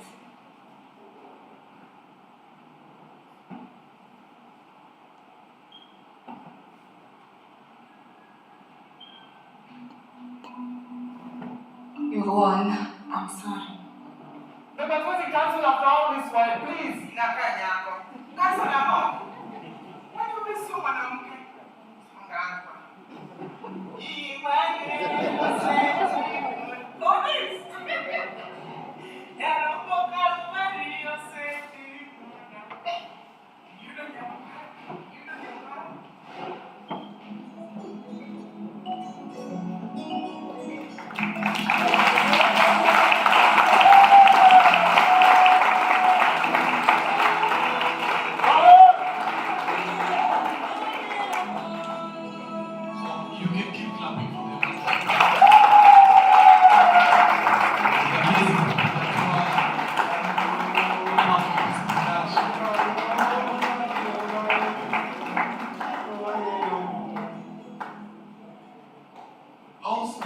Awesome. Let's appreciate them one more time.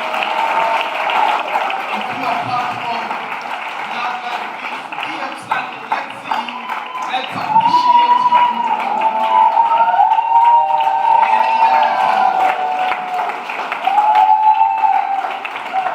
And those are the Kisumu International Filmmakers. Please be seated. Asanteni sana. And there's there's a film festival coming up. Oh wow, you guys have done such an amazing job. Have you seen what I've seen? Allow me to invite.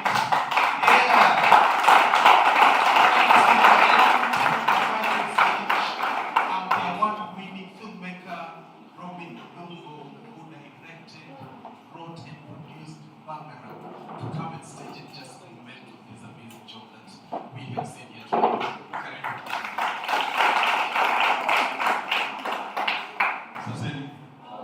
Sinema itambe au isitambe? Itambe, sindio? Good morning. Afternoon, everyone. I'm Mudongo Robi Wood Karo. I'm a film writer director based in Kisumu. I've been in this industry in Kisumu since 2014 when there were no filmmakers around. And I'm very happy about this. The first time Filamujuani came here, we had a meeting somewhere there in the Shark and the team. They were trying to know the gaps that need to be filled in Kisumu. And I told them that by then, we're still doing it. We are running a TV series on Ramogi called Mirema. We've been watching it every Friday and Saturday. And I told them that the biggest gap we have in this industry is crews. Like right now, we are running Mirema. We have exhausted every available crew in Kisumu. So that mtu angekuja na project sahihi, tunatoa crew hakuna kabisa. And I am very happy that it started there and we partnered with them. Japan is my concept. It's a partnership I did with Filamujuani. I was supposed to do Japan alone. It's a pilot I'm doing for Ramogi TV. But Gen6, is she in the house? We talked with Gen6 and her idea was making sense. Like, that's it. We've done so many great things with Filamujuani courtesy of Gen6. Thank you. This was her idea. The concept was mine, but she told me somewhere that Filamujuani have been doing a lot of student projects, but they end up in the hard discount of graduation. But now that I was doing a project for Ramogi, he wanted us to partner so that we have something that goes beyond the graduation. And that's how we came in, did this together. And this, I have to say, my producer just walked out. We were so worried working with the students because with the 6 challenges, and we had 2 days to shoot, and it was a shoot and class day, and it was like, will we manage this? But I have to say this, I told the students when we were wrapping, and I have to say it here, these students are amazing. That was the first, one of the best protest set I had. Everything went, you could realize there were students. You couldn't. If you see this, if you're not told it's done by students, you can't know it was done by students. And I'm happy that from there, right now, let's pray for Japan to go through, because if it goes through, it is the students that are going to be there, employed to work on it.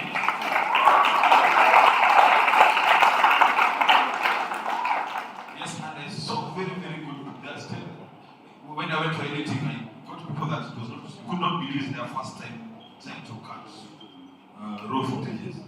And this I have to say to the students. For us, when we were coming up, we were walking in the jungle without no lights, no paths. We were trying to find our way, our routes, our own way, and it was not easy. I remember I had to move from there to Nakuru to attend a master class to know film directing. We didn't have such training for us. But if with what we did, we could do films here and sell to Amazon and Netflix from Kisumu. You guys can do much better. We are going international still. Yeah, and I'm so happy, Genetics. I'm so happy I keep mentioning her because something that we started like a friendship chat started from what we're seeing here. And we are here now closing our fingers that if it goes to TV, we'll be having 52 episodes, which means the students will be having a job for over a year.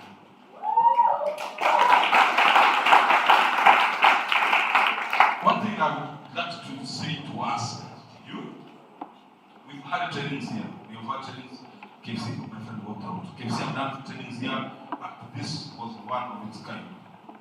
People who came here were green, they were very green. And the fact, I told Meshach on the reception day that the fact that they're not being given transport in Guinea or whatever, which means the people who are coming, they really wanted to do this. And they've shown that. So me, my call to action, my plea to Filamujuani is, most of these trainings, they end there, and if you do a follow-up later, wengine wanaendesha trend na hizo skills. One of the biggest challenges they will have here is they are good story writers, they are good directors, but equipment is a challenge. Can Filamujuani think of a hub? You can partner with me, Level Production, ML, and we have a hub where they can get equipment and studios, so that after this, they need to do what the students need to do is just walk in and say, we have this concept and we see how we do it together and we move forward. Still, thank you guys.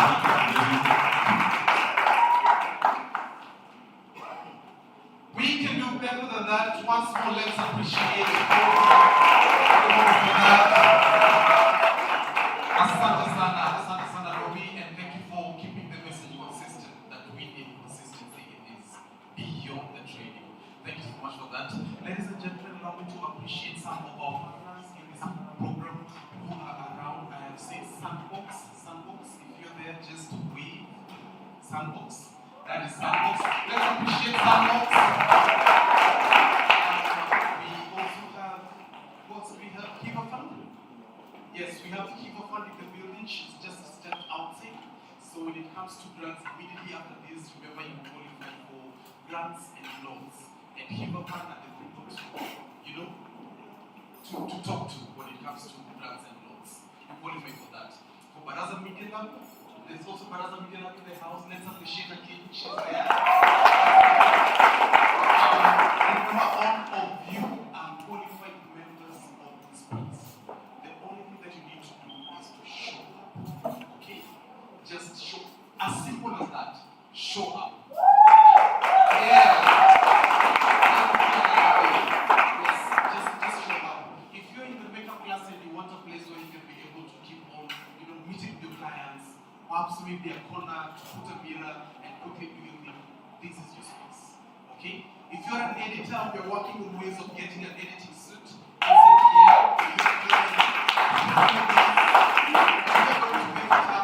Be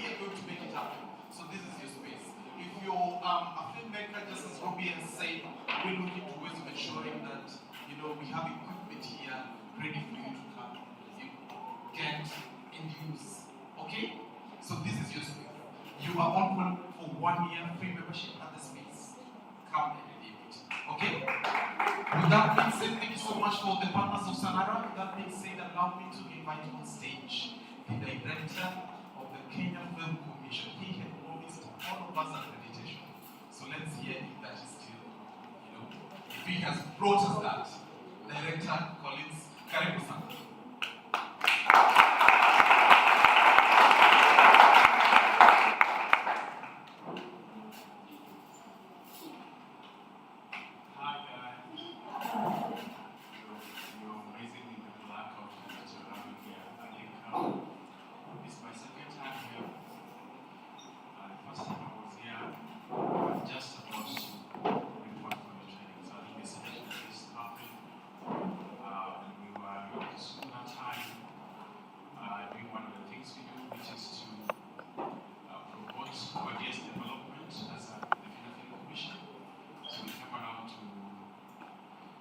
Show some films at Mama Kisumu.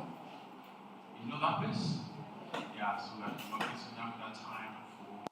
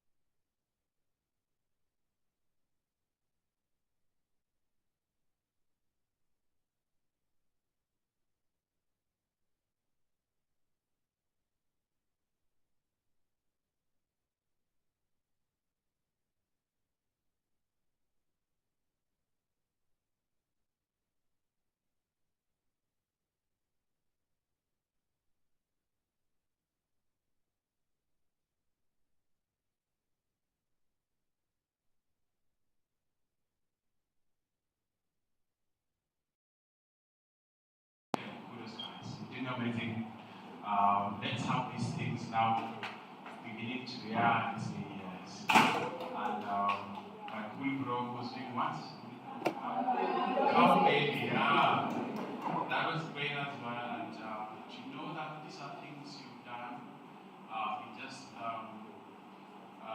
3 months is amazing. Filamujuani. And you're doing it differently, which I think is what I like most. That the way you're modeling your training, the way you are showing the results of what you want to see, the caliber of graduates that you want to get from here and what they're able to do.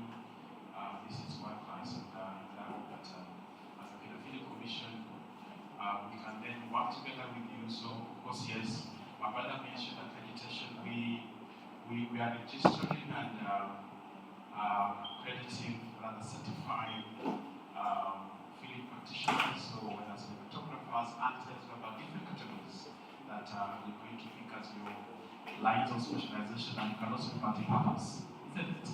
As somebody said that if you want to be a great filmmaker, you must know every skill. You may choose to do editing as your line, but you need to know something about sound. You need to know something about script writing and everything, isn't it? So that you're a whole package. So even as we did here, and that's what the training does, isn't it? Because as we are going through the trainings, we appreciate everything in the value chain that filmmaking requires. One of the other things. So yes, we're going to get your details, and we will have you in our database as registered practitioners.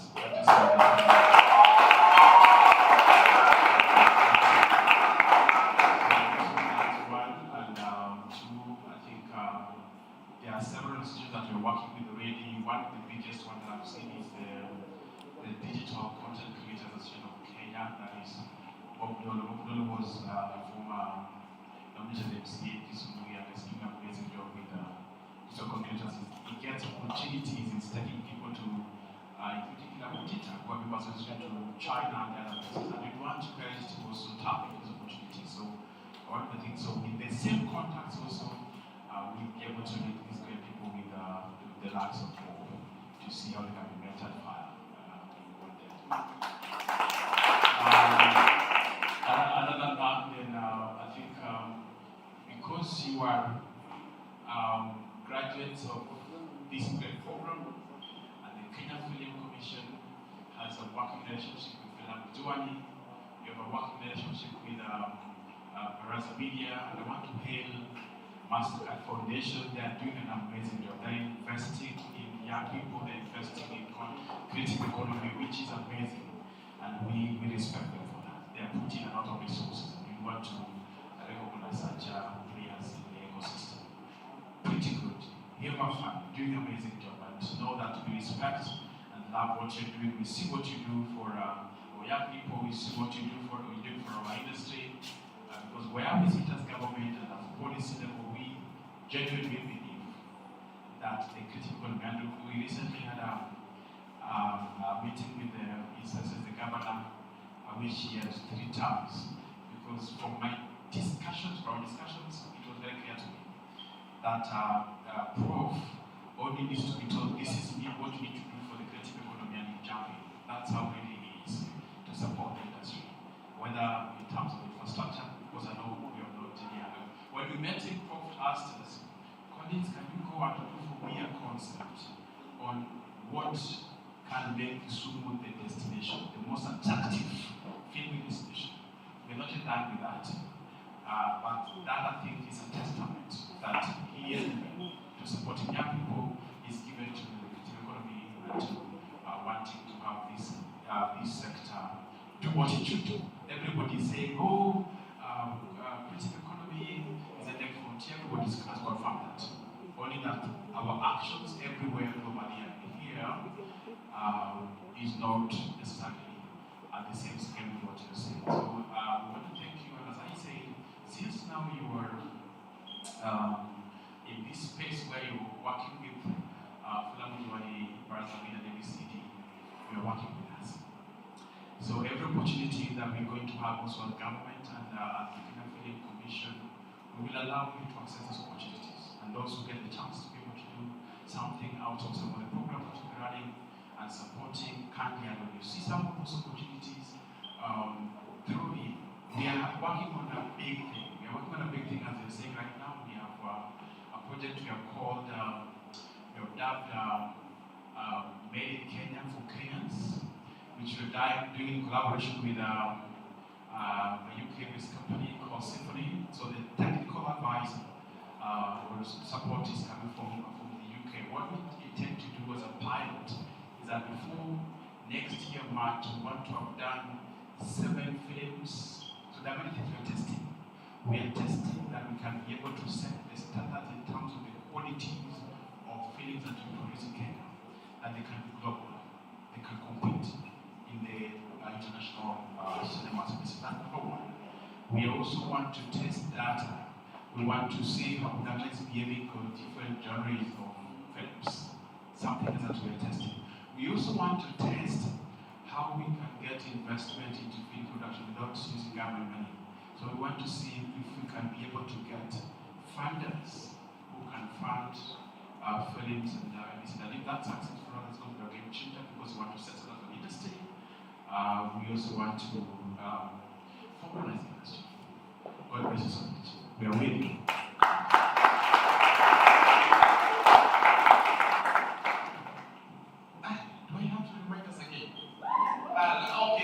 Let's keep the necessary.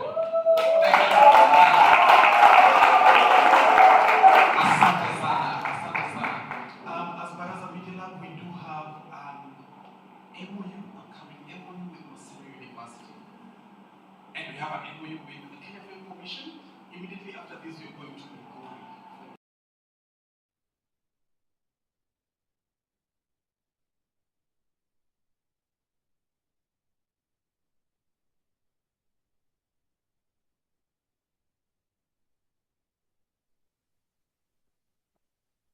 This was, and it is keeping on expanding. I'm so sure once we're done with Migori, it might be Homa Bay, and then, Kakamega and the surrounding counties also calling. We never know, but you're looking forward to that. Maseno University is in the building. Yeah. Yes, please. Yes, please. Yes, please. And it is so, Daktari, just to note, we have students from Maseno University who attended this program and they're currently graduating. If you're from Maseno University and you attended this program, please just be upstanding. Just stand.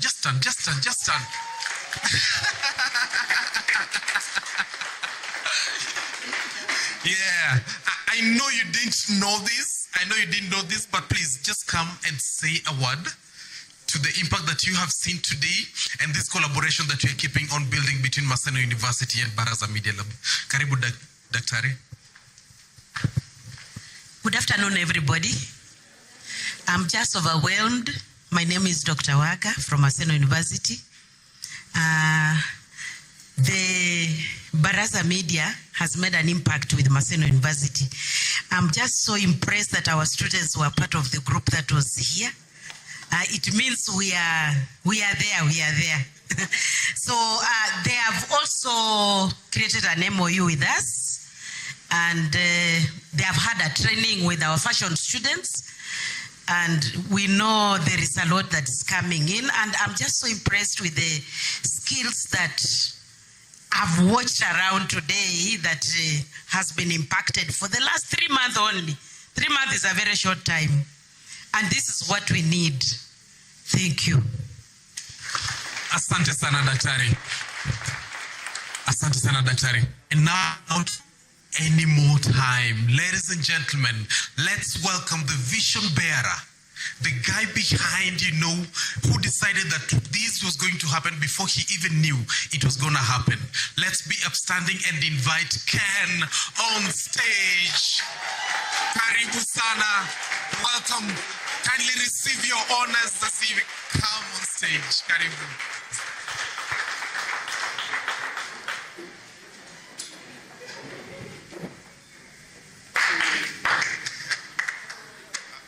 I was told I only have 2 minutes, so I'll respect your time. Story is powerful. Some of the films I've watched, I was emotional. I got moved. Story is powerful. When you're a storyteller, you're able to change lives. There are very few instances where you're able to bring emotions to people. You can have an amazing meal, but there are very few times where you bite into that dish and tears come. If that happens, there's a problem, right? If someone is eating and just crying because of the food. But you can watch a movie and you feel something. It reminds us that we're human. And I think as human beings, we get story. We understand beginning, middle, and end. And the fact that you're able to write a story and make the character have a journey, where they start from is not where they ended. In all these films, there's been an arc, there's been a change, there's been a transition. That means even you in your life, as a character in the story of your life, you can change your story. You can rewrite, you can edit. That's the most amazing thing about the skill you have. You can actually use it in life.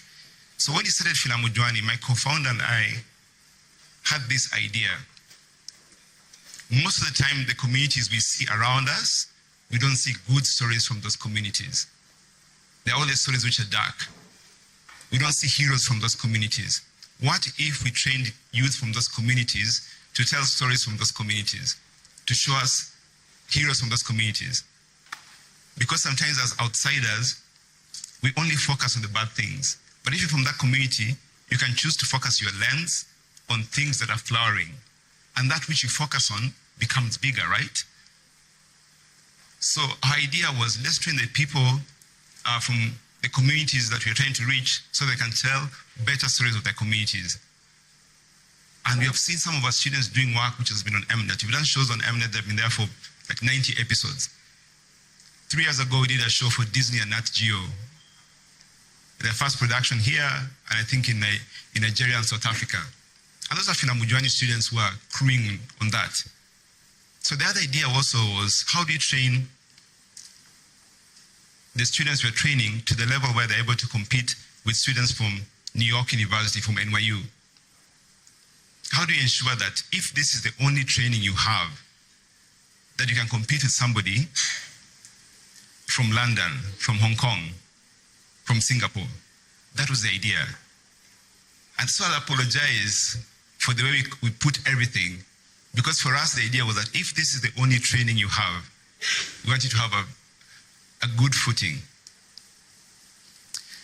The other big thing with the training we offered, it's one thing to have a skill, it's another thing for that skill to allow you to earn money. We never wanted that you have a skill, then it doesn't improve your life. So yes, tell better stories, but also create a better story of your life. So we are very passionate that the students we train are able to go out and make opportunities. So one of the things we're trying to do with NAIA.biz is how do we put the students who have graduated, put their profiles online. So if someone is looking for an editor, they're able to go there and get an editor. If someone is looking for a photographer, a cinematographer, a makeup artist, they're able to do that. So that's a platform we are building, and we're hoping to onboard you, and you can be able to get jobs from there. The other thing we're trying to do is with established filmmakers. They have a script, they have an idea, we come and stand alongside them and provide resources. So we're committed that after this training, there should be equipment here. So that if you have a pilot, if you have a project, you come and use the equipment. If you have a shoot, if you have a gig, you come and hire from us. So that's what we are committed. We're not training and leaving and going and leaving with nothing here. So we are committed to ensuring that there's resources you can use here. So thank you so much for showing up. Thank you so much for allowing us to just experience your amazing work. My work here was just to honor you and to say that this is amazing. So thank you so much.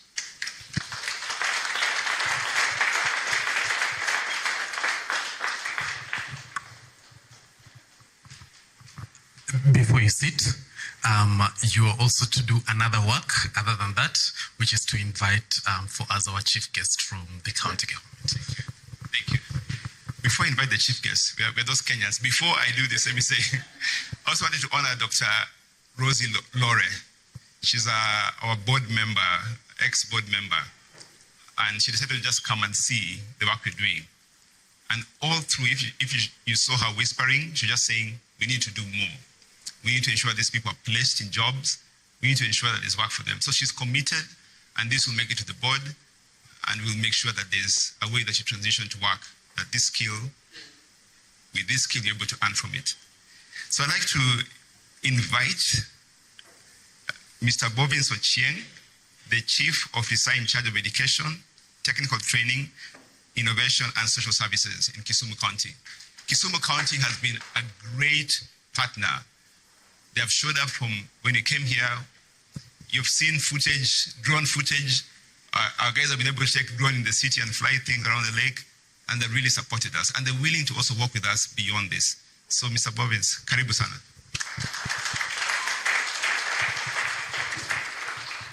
Thank you so much. I'm really honored and humbled to be here this afternoon. Actually, I didn't expect, or I didn't thought I was the chief guest. But now that I'm here, I'll take the honor. May you turn to your neighbor and tell your neighbor you are fantamagorious.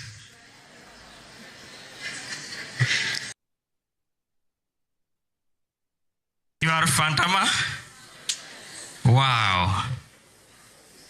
What an occasion, what an event that we are actually experiencing here today.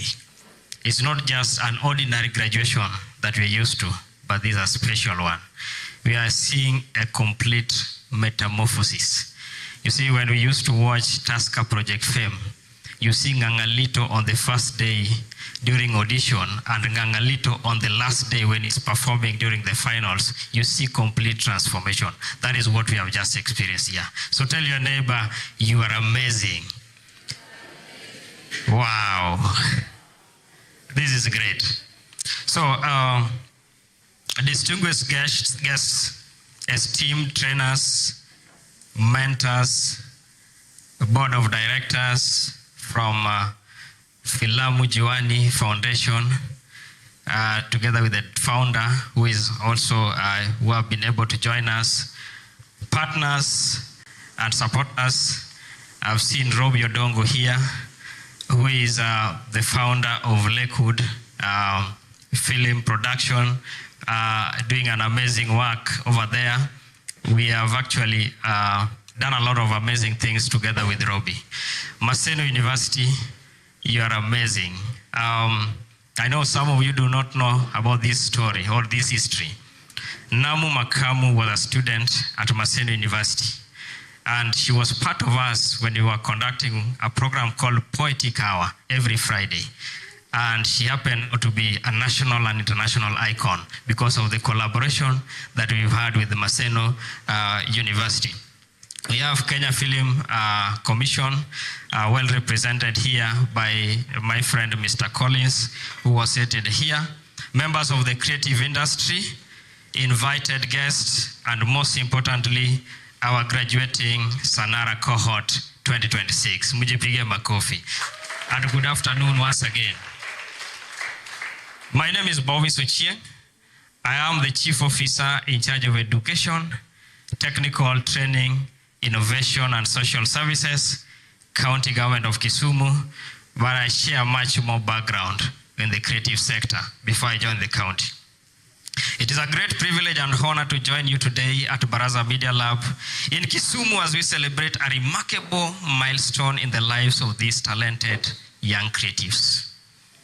We have actually been able to be walked through a lot of commercial adverts, documentaries, film production, where we meet a character in the name of Omosh, trying to make things change and be better, especially looking at the background where he has come from. That is our story, and it is our life, and it's a life of most of us who are seated here this afternoon for this graduation. And then we are taken through to now music production, and we find one talented artist doing a music production and trying now to block the past and delete the past and get into the future, and we're just stepping into the future. Simujipige makofi. Today is more than just a graduation ceremony. It is a celebration of dreams nurtured, skills acquired, resilience demonstrated, and futures transformed. Since May 2026, Filamujuani Foundation has invested in young people by equipping them with the practical, industry-relevant skills in filmmaking and broader creative economy. In a world where talent alone is no longer enough, this training has provided something even more valuable: the ability to turn creativity into opportunity, passion into profession, and ideas into sustainable livelihoods. To our graduates, congratulations once again. You have completed an intensive journey that demanded discipline, teamwork, creativity, and perseverance. And actually, we've been told here that to some extent you are actually taken through some mental wellness programs because of the intensive nature of this program. The certificates you receive today are not merely pieces of paper. They are symbols of your dedication and your readiness to compete in a dynamic and evolving creative industry.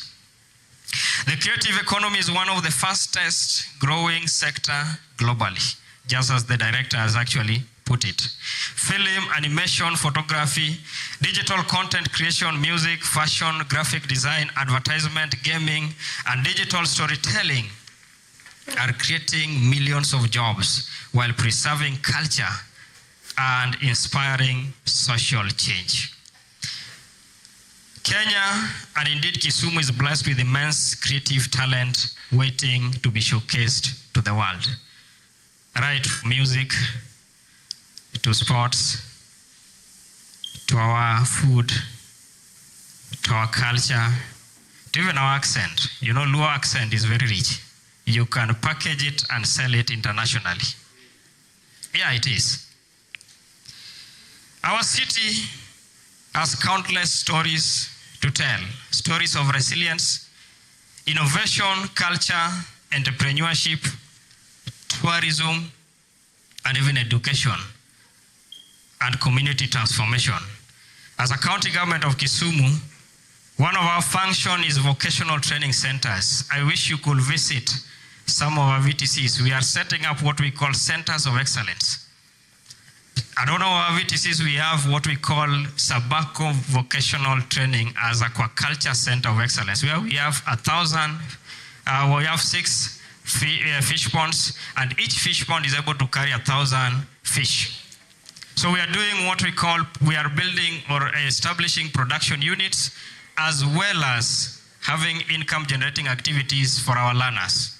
We are bringing industry into the learning institutions. We have also set up what we call automotive modern garage in our institutions. In fact, ukienda pale upeleke gari yako, inabonyeswa tu, gari inapelekwa juu, it's able to diagnose all the problems that your vehicle has and be able to guide you on the mechanical interventions that you need to undertake. That is what we are doing in our learning institutions. In fact, to an extent, that all county vehicles currently are being maintained and repaired in our VTCs. Baraza Media Lab, these t-shirts that I'm seeing here and the amazing clothes that Godfrey is actually having, we can do those production in our VTCs currently.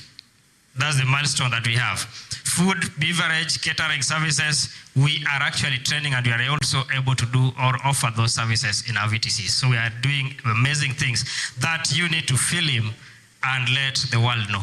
We have also integrated digital learning at the early childhood development and education center at the formative stage. ECD, tuko na masomo ya kisai in our ECDs. These are stories that we need to tell to the world.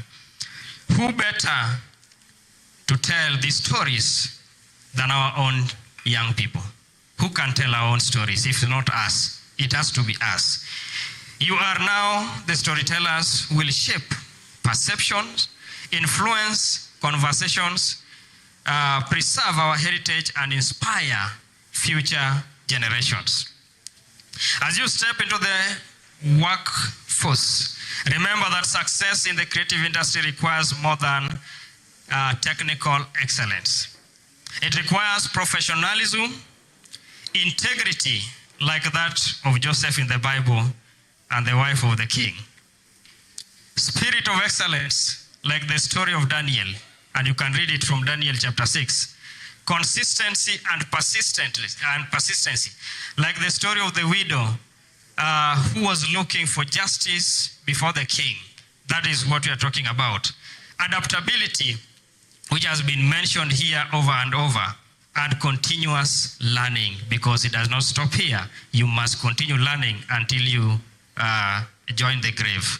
Technology is changing rapidly, especially with AI, artificial intelligence, digital production tools, and online distribution platforms. Those who embrace innovation while remaining authentic to their unique voices will thrive. Allow me to repeat that again. Those who embrace innovation while remaining authentic to their unique voices will thrive. I encourage you not to wait for opportunities to come to you. Create them. Build production companies, start creative agencies, collaborate with fellow graduates and artists and the creatives, because the spirit of collaboration will take us far. If you want to go fast, go alone. If you want to go far, you must go together as a team. Produce documentaries that educate, films that entertain, content that inspires, and digital products that solve real problems. Become entrepreneurs who create employment for others rather than simply seeking employment opportunities.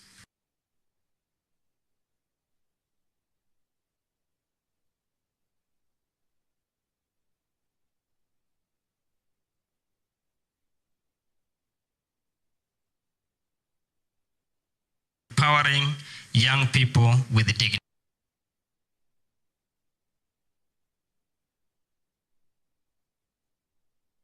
we invest in a safer community, stronger economies, and brighter future.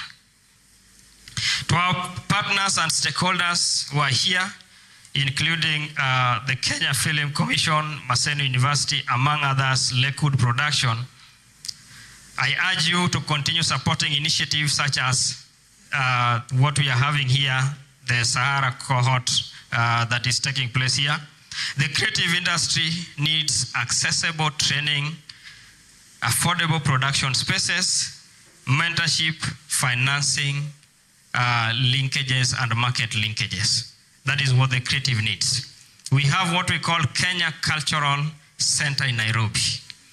When I become a member of parliament in 2027, we are going to have Kisumu Cultural Center, which is a satellite of Kenya Cultural Center here in Kisumu. Fully equipped in the spirit of collaboration. Graduates, today marks the end of one chapter and the beginning of another. Go out and be ambassadors of excellence. Let your creativity bring light where there is darkness, hope where there is despair, and opportunity where there are challenges. Tell stories that unite communities, celebrate diversity, preserve culture, and inspire positive change. There's a story that is told about a man and a rat trap. And a man walked into the house with a rat trap in one evening, and the rat was hiding somewhere in the crack of the wall of the house, and saw a man walk in with the rat trap. And this rat was worried and ran to the chicken and told the chicken, you know what? The man of the house had just walked in with a rat trap. And the chicken was like, what did you say? Rat trap? I'm not a rat, I'm a chicken. So you are disturbing my peace. The rat was disturbed and ran and found a goat and told the goat, the man of the house has walked in with a rat trap. And the goat said, what is the size? It's this small. And what am I size? I'm big. So I have nothing to do with the rat trap. Then the rat ran outside, found the cow chewing cud lying somewhere. And the cow was like, what does it have to do with me? After all, the rat trap is inside the house. I am outside. So get out of me. So that night, it rained heavily, stormy, windy with hailstone, and the lights were off. So in the middle of the night, there was a sound in the sitting room. And the lady of the house walked in, na alisikia nika kitu imemugwara sitting room. And the man of the house followed with a spotlight. Na kimulika akapata, the rat trap had caught the tail of a snake. And actually, chenye iligwara huyu mama was the snake bite. So the lady was rushed to the hospital. And you know, as Africans, when somebody is unwell, they need soup so that they can heal very fast. Mudomo inakwanga mbaya, appetite inapotea. So the chicken had to be slaughtered. And the venom is like got into this lady so much, and he was still hospitalized. People were coming to visit in large numbers, and the goat had to be slaughtered.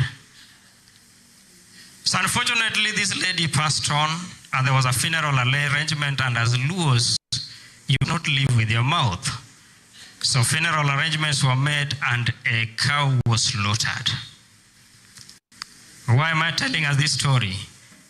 That we must tell our story. And we must not stop from mentioning things that we feel are not right in our society. When you see matters of goonism thriving, when you see matters of insecurity thriving, kindly tell also those stories. Let us try in as much as possible to highlight also the social ills that we may be able to reduce them, because if we keep quiet, tomorrow you will be the victim or you will be the survivor. So let us also emulate that.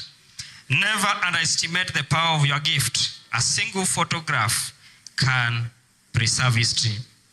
A film can change public opinion. A documentary can influence policy. So your documentary is going to inform on the policy that I'm going to table before the August House after the election 2027. Sindio? A song can heal a heart. Si ile song simulisikia ina. A story can transform a generation.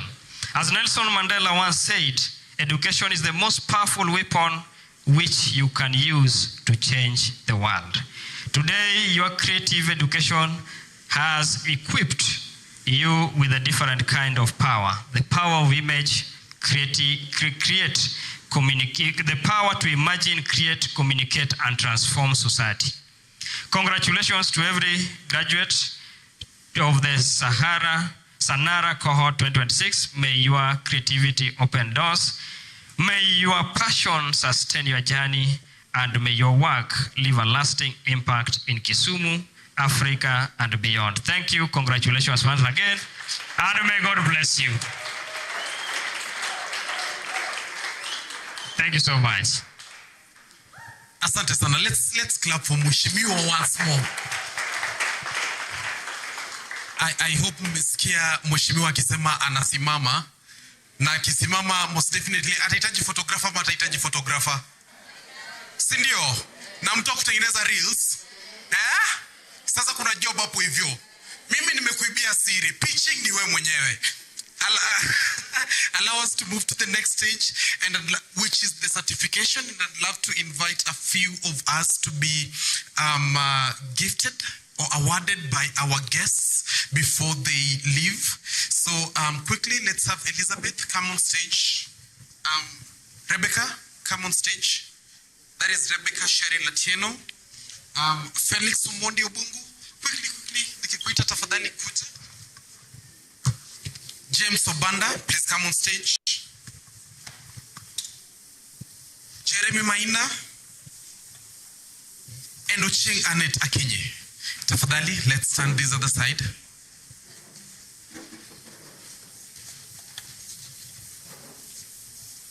And now allow me to invite our guests, starting with Daktari. Please come and award Jeremy Okoth. If you're awarded, please just remain on stage. Jeremy is here. Daktari Karibu.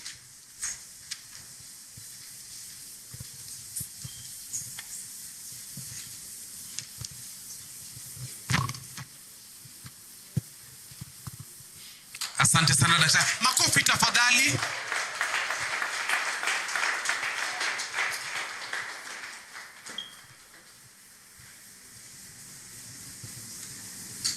Asante sana. Next I'll invite Carilas. Daktari, please just stand here. Carilas, tafadhali karibu. Kindly award Ocheng Annette.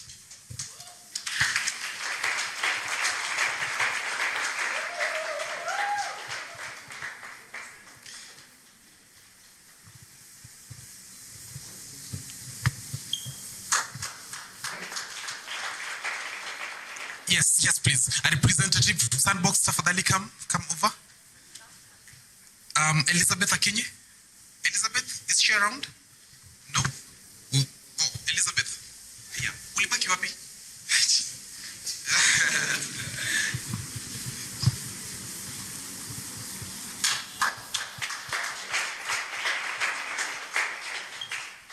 Asante sana. Baraza Media Lab Akinye, tafadhali come and award Rebecca.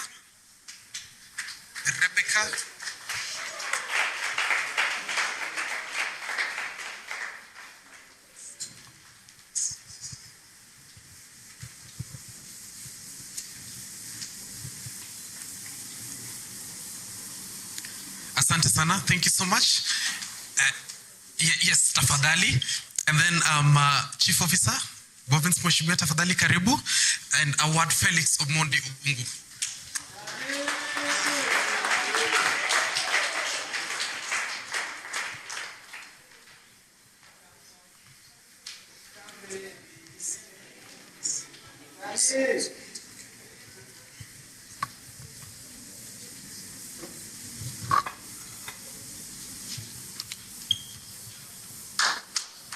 Christine Edna, tafadhali join us on stage if you can.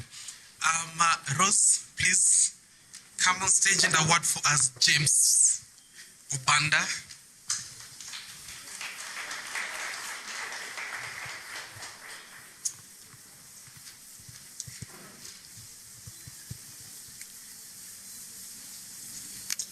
And finally, Ken, tafadhali come and award Acheng Christine Edna.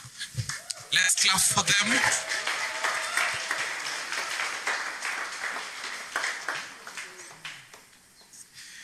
And then let's have a group photo, tafadhali, students. And all of us, tafadhali, let's join in for a group photo. The students, you can stand on the front. We can do down here. Students, down here. Just come down here, please.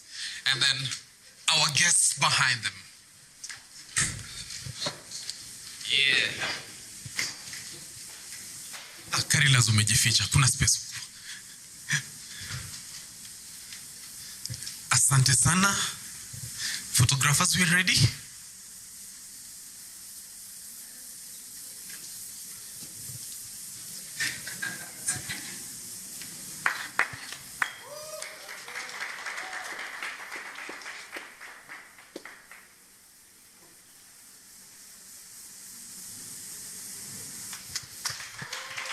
Asanteni sana. Sawa sawa. I'll kindly release our guests to the holding area tafadhali. We have a holding area, just follow Gentrix, if you don't mind. And now, give me more certificates. We continue with this party. Gentrix, I'll request you to come back so that we can continue with the awarding ceremony.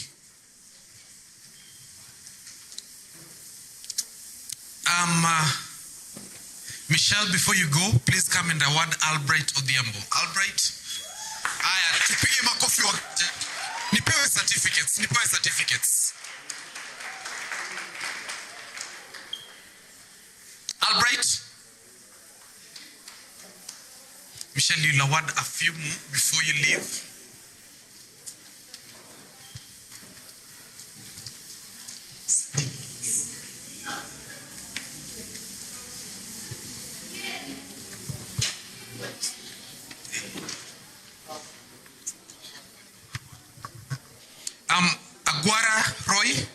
Agwara Roy, Alex Otieno, in that order, please come. Alex Otieno. Do you have Alex?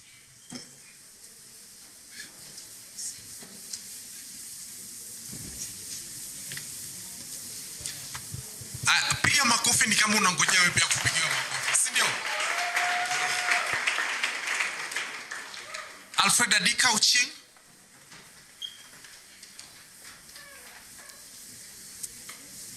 Here you go. Thank you so much, Anyango. Hitha Omondi, keep clapping. Anyango Hitha Omondi, where are you? Anyango Hitha yupo. Aya, Belinda Achieng Onyango.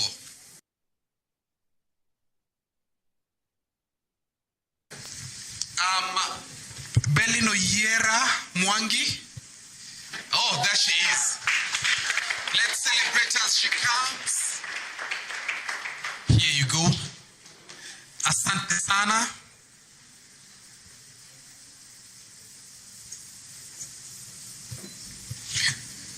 Asante sana. I'll now request Mr. Isaac Game to come and award the next round of certificates. Isaac tafadhali, our teacher Isaac Game. Bernard Brian Ouma. Followed by Brenda Sheila Akinyi.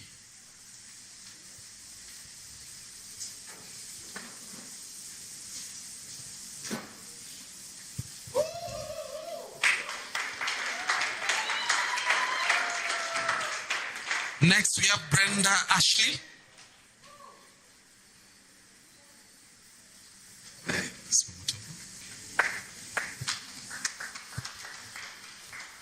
Brenda Ashley.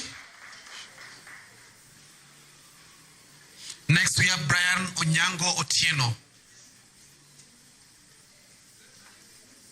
Sorry.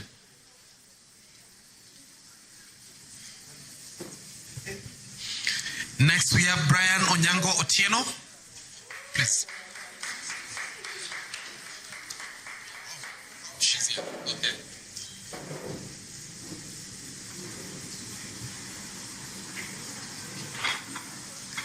Catherine Awar, kindly come closer. Catherine. Catherine Awar. Christine Wanjiru Owino. Christine Wanjiru Owino.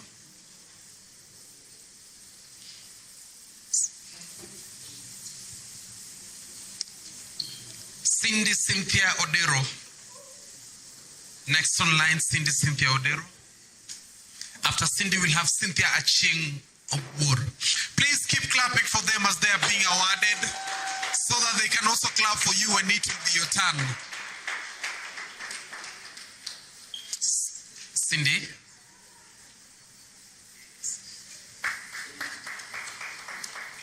Next, we'll have Cynthia Adhiambo Oyola. Cynthia.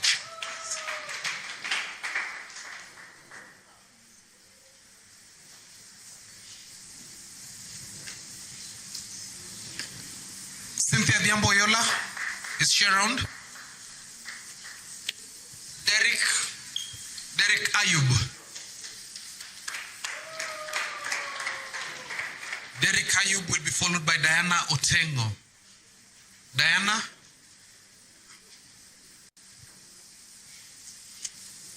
And then we'll have Edith Adhiambo Osiro.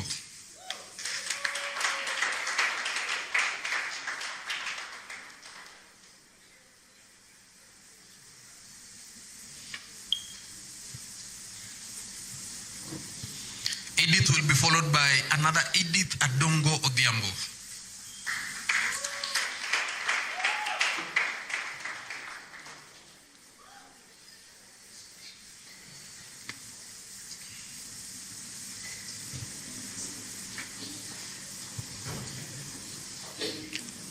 Elizabeth Nyamoita Ondieki, kindly come to the stage. She will be followed by Elizabeth Ochieng.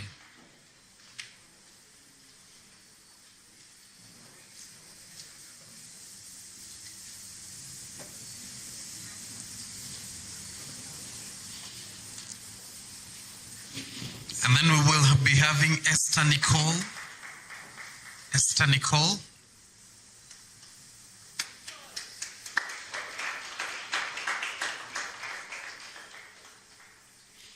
Esther Nicole will be followed by Favor Tamu Okelo.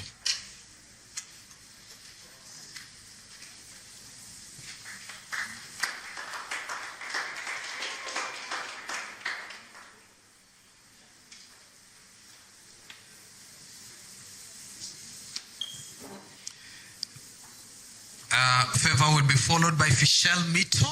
Fischel? Where's Fischel?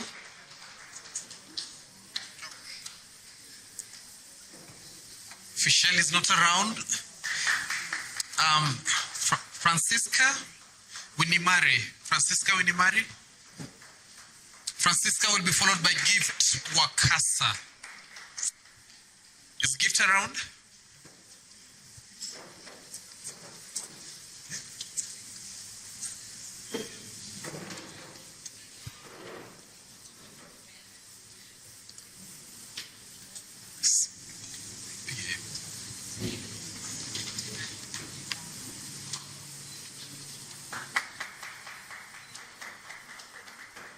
Asante sana. Thank you so much, Isaac. And now calling on stage Josh Atkins to award the next round of certificates.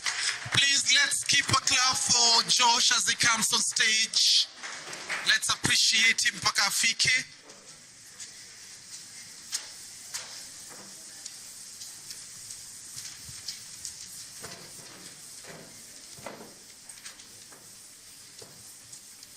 Gift. We wait for the cameraman. Rosina, kuja kwa line. Rosina Ndinda. She will be followed by Jefferson Nyakinda and Guara Caros.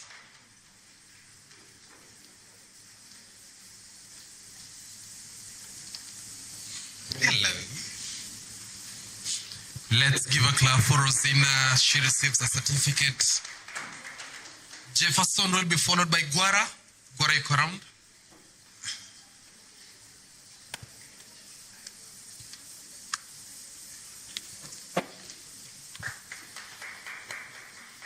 Harun Gad Mukaya.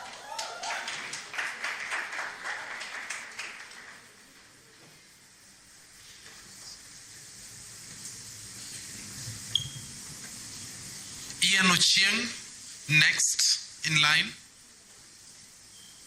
Is Ian in the building? Ian Ochieng. Jennifer Hongo. Let's clap for Jennifer Hongo as she comes.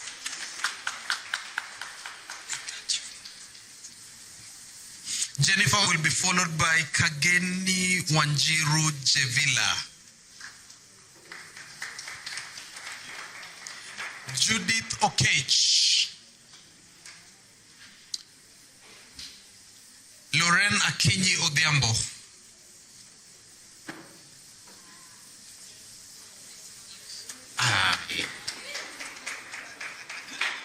Let's clap for them as they come on stage. Jevila?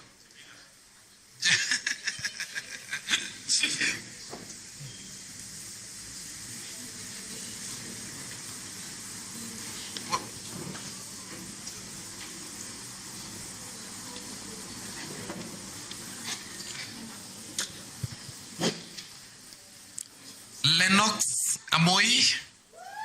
Lennox will be followed by Lauriette Ann Abuk.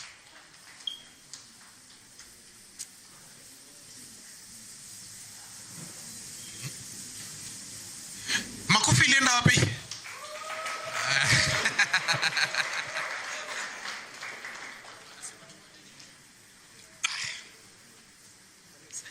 Lennox Amoy. Lennox is here. Mary Teresa Adhiambo Orimbo. Asante, nimekusikia that one voice. Lunch yangu ni yako leo. Maureen Kemuma Mayeka.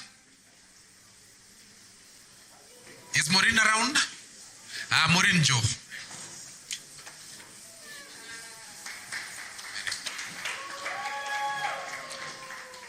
Mbogai Sarah Mkari.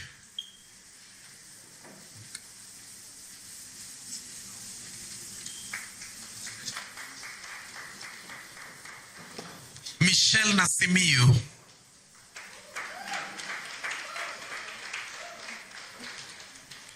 Milka Asha. Millicent Ochieng. Millicent yupo? Nancy Jumka. Nancy? Nancy Felicia. Jamani tupigie Nancy makofi akikuja. Tumpigie mpaka afike. Amekuwa akiwapigia nyinyi wote. Nelly Esther Olwatch. Njeri Jen Watira.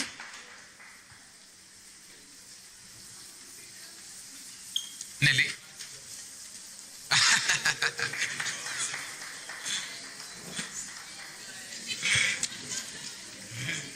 That is for Nelly Njeri. Oh, good acting. Oh, did you people see Njeri on screen? And the way she was, can we appreciate her? Yeah. Ogola Gideon Onyango. Ogola Gideon. Okaka Emmanuel Yeke. Okaka, absent. Omondi Maslin Asieno. Omondi Maslin. Otieno Stephen Onyango, please be on cue. Stephen, yupo? Ouma Berry Lachieng. Ouma Berry Lachieng. Ouma Berry Lachieng will be followed by Owino Valerie. Please keep clapping, tusichoki tafadhali. Ouma Godwin. Ouma Godwin Ouma.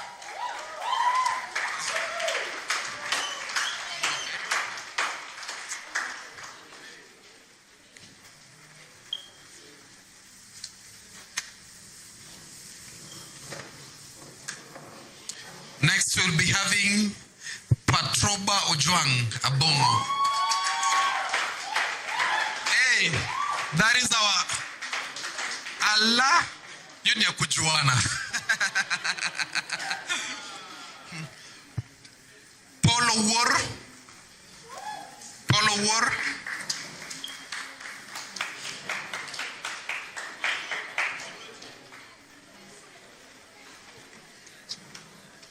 Apio Ochola. Apio Ochola. Is she in? Fiona Chieng.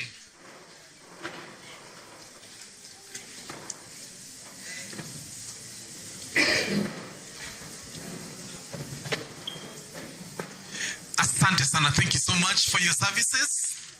Next we'll be having Masika. Masika, kindly come on stage to award the next round of certificates.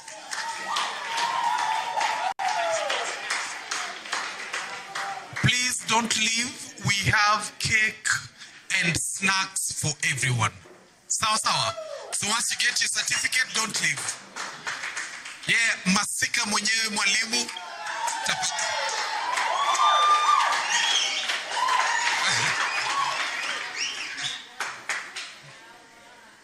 Rhoda Auma.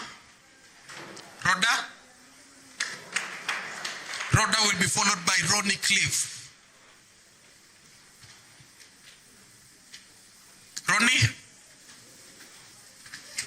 Ronnie Cliff yuko? Hayupo. Rose Hoka.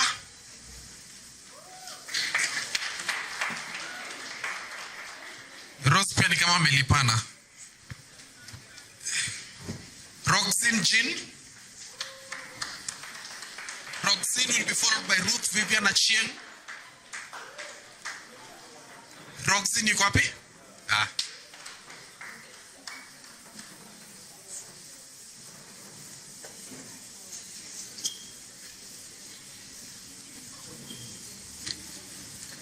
Samuel Benjamin Onyando. Asante. Samuel will be followed by Sarafin. Allah.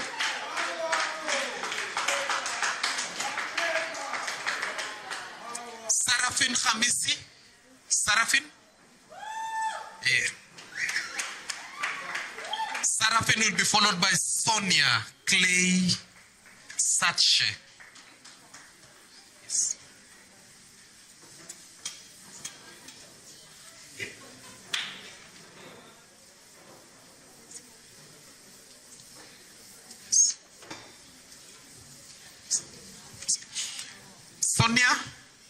Sonia Clay. Stacy Atieno. Stacy. Susan Abiambo Owino. Susan. Susan will be followed by Susan Auma. Susan Auma. Let's clap for Susan Auma as she comes on stage. Sumba Beryl.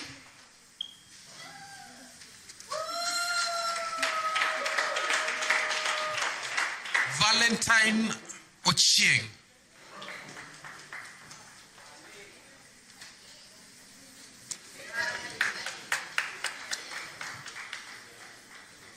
Valentine will be followed by Victor Jagongo Award. Victor Jagongo will be followed by Victor Rogers Otieno. Victor Rogers Otieno yuko ndani?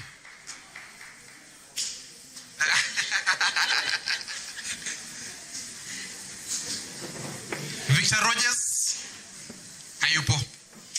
Vivian Achieng Owano.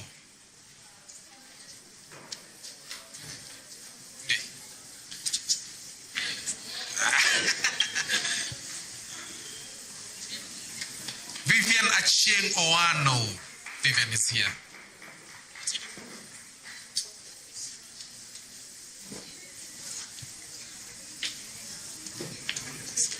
Victor Rogers.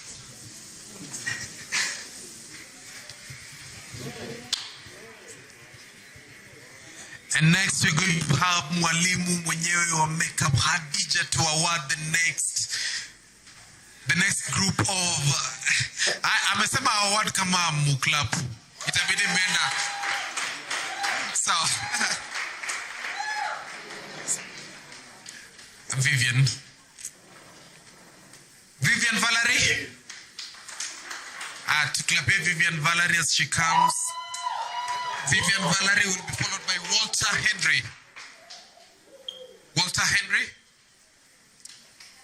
Walter Henry will be followed by Warren Griffins Ochieng.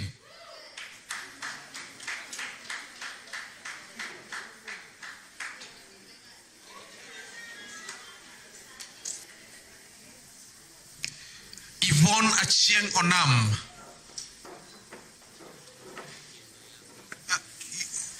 Change.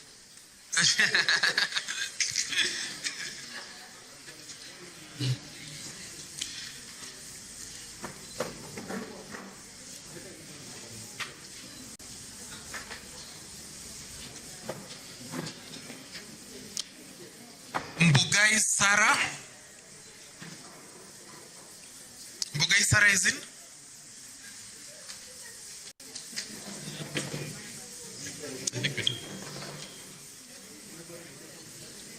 Agwara Roy. Hayuko.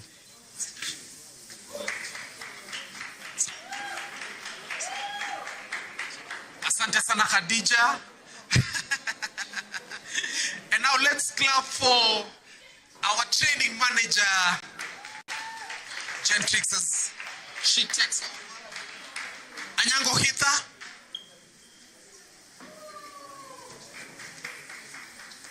Belinda Achengo Nyango, absent. Cynthia Adhiambo Oyola. Fishel Mito. None hajapata certificate. Haya, shout your name.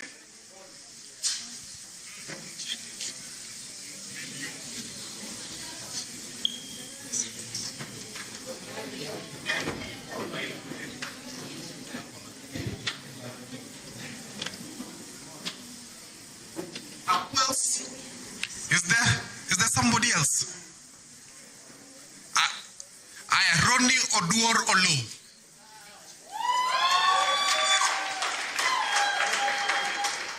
Ronnie Cliff? Absent. Is there anyone else? Mwenye hajapata certificate? Hakuna, sindio? Oh my goodness, to my favorite part of the party. Hey, Allah.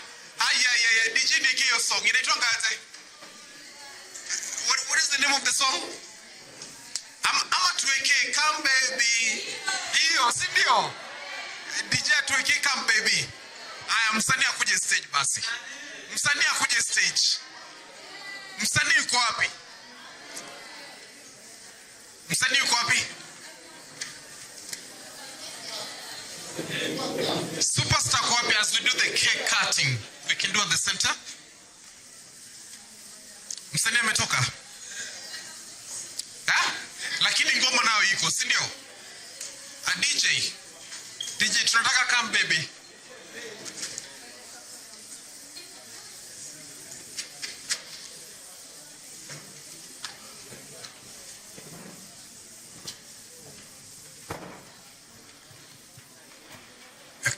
Msanii ametoka nje.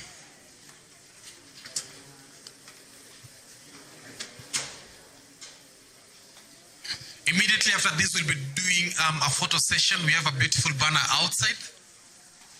And then we'll be having our snacks. But for now, it is the cake cutting.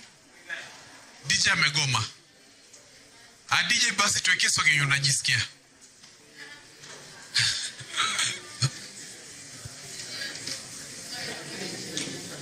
Sawa.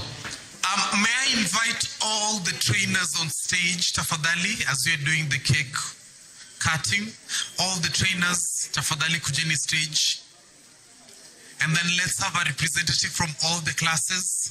Film class, photography class, one person, please come. Wa kwanza tukukuja. Photography class, makeup class. Aya, sawa, kujeni tu hivyo venye mmekuja, ni sawa. Makeup class, asante sana. The sound class, sound class, thank you so much. Editing class, Editing.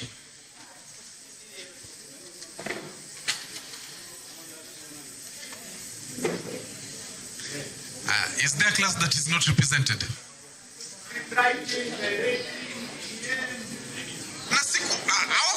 Aya, sawa, script writing, directing. Gani ingine nimesawa hapo hivyo? Production manager. Oh, by the way, we had a PM. A production manager kuja. Let's clap for her. She did an amazing job. Senior. Please come and represent us here in the cake cutting.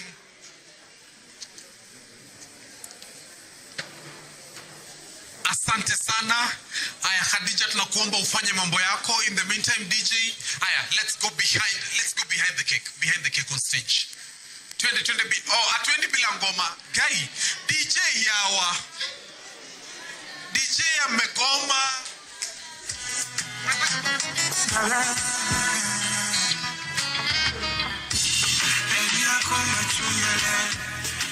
Yuko sawa?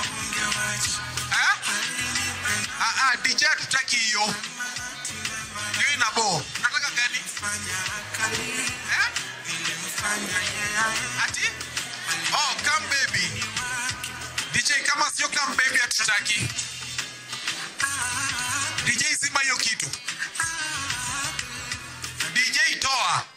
Ndio msanii bana, msanii amefii, ndio tunataka.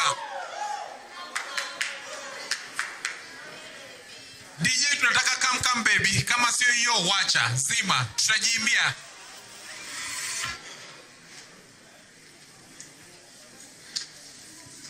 DJ, are you ready?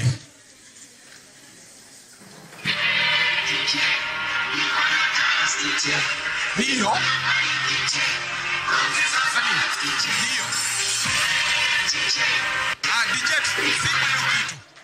Yeah, hey, DJ ni we attack.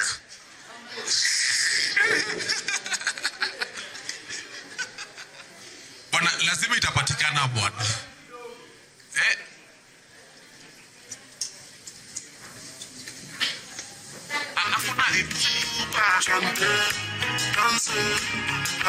DJ yawa. Aya, sawa, wacha tupatie msanii microphone afanye mambo yake. Msanii, shika mic. DJ bana, DJ unatuangusha.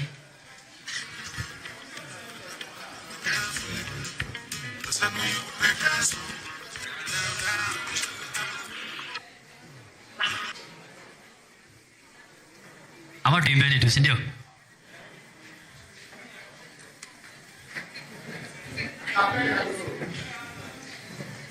DJ. Hey, acapella. Aya. Come baby. I miss you ali. Utembee nami. Jo penzi. Nakuhitaji mimi. Uko mbali nami. Come baby. I miss you ali. Utembee nami.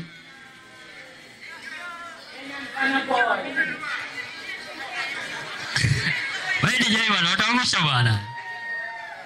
Hii kitu ni tamu na beat.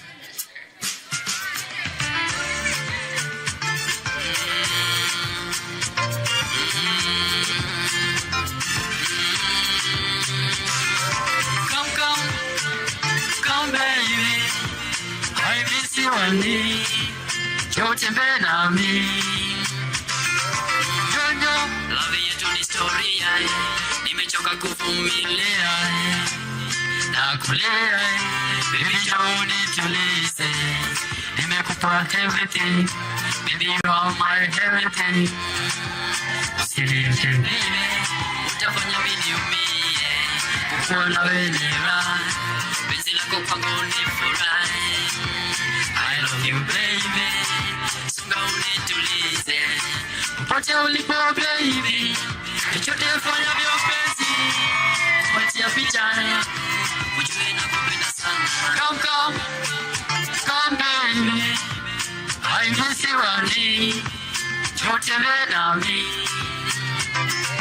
Jojo, Jopezi, nakuhitaji vipi? Uko mbali nami. Come baby, I miss you only. Jotebe nami. Mapenzi leo na Mungu, tupendane baby. Usinifanye niumie, usinifanye nikalie, usinifanye niteseke baby. Nifanye niridhike, nimetembea nje, napata wengi wamejirembesha sana, wananiingiza tamaa, wanataka nisahau na wewe. You are the number one, you are the one and only, baby. Jolly, please, come baby, I miss you honey, Jotebe nami. Jojo, Jopezi, nakuhitaji vipi? Uko mbali nami. Come baby, I miss you honey, Jotebe nami. Come baby, Jopezi, yeah. Unajua mapenzi ni kipofu baby, haioni mbali. Ukweli nakupenda mpenzi hata ukiwa mbali. Come baby, I miss you honey, Jotebe nami. Jojo, Jopezi, nakuhitaji vipi? Uko mbali nami. Come baby, I miss you honey, Jotebe nami.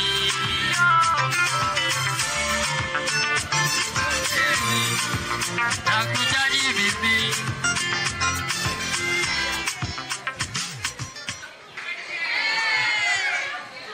DJ endelea bwana.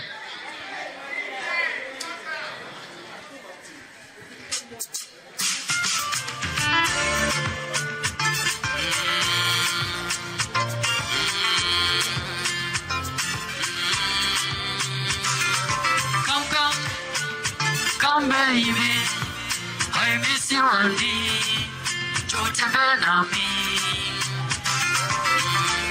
Love yetu ni historia, nimechoka kuvumilia na kulia. Baby njoo nitulize, nimekupa everything, baby you are my everything. Usiniache baby, utafanya mimi niumie, kukuona wewe ni raha, penzi lako kwangu ni furaha. I love you baby, so unitulize popote baby.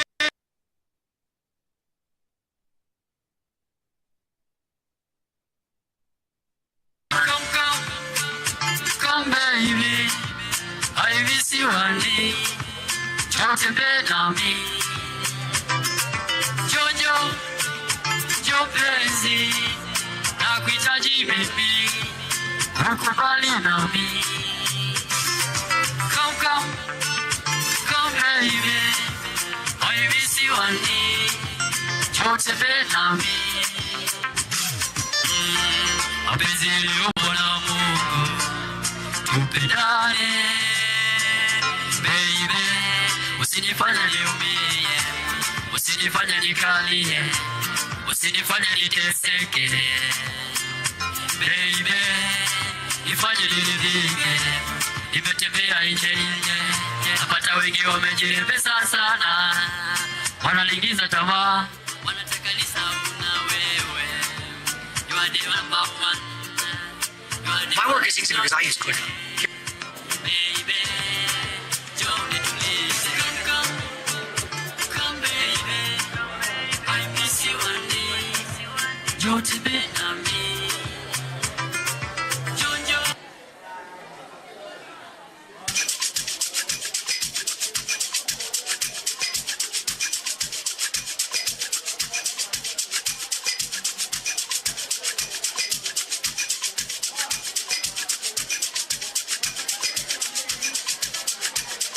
Hello? Hello? Hello? Hapa mnyamazi kidogo. Hello? Tunaomba hivi na guest wetu. Tunaomba mwanze kusafu pale nyuma. Masikini mkae tu hivyo. Msimove nyinyi. Nyinyi mbaki tu hapo tu. Wazazi wetu tunaomba msafu pale kwa nyuma. Wewe nisione uniform ya black hapo nyuma tafadhali. Kama umevaa black ukae chini.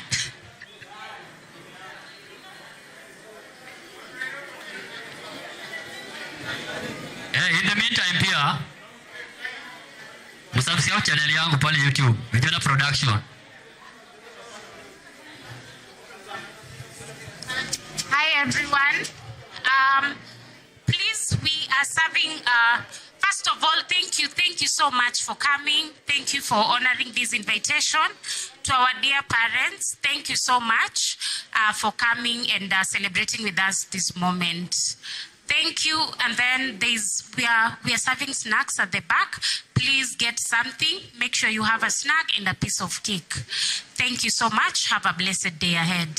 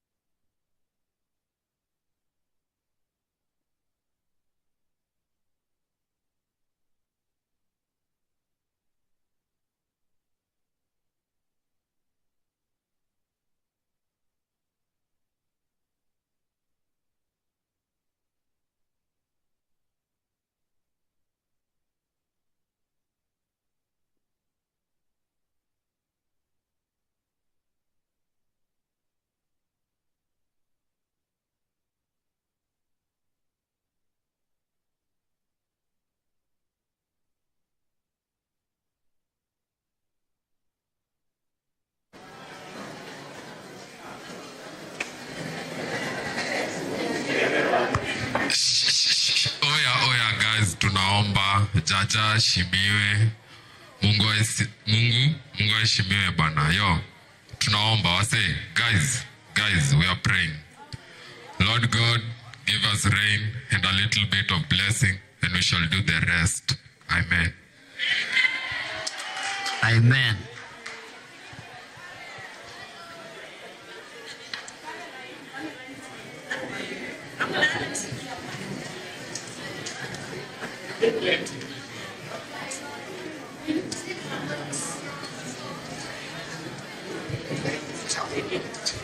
DJ tuweke ngoma bana.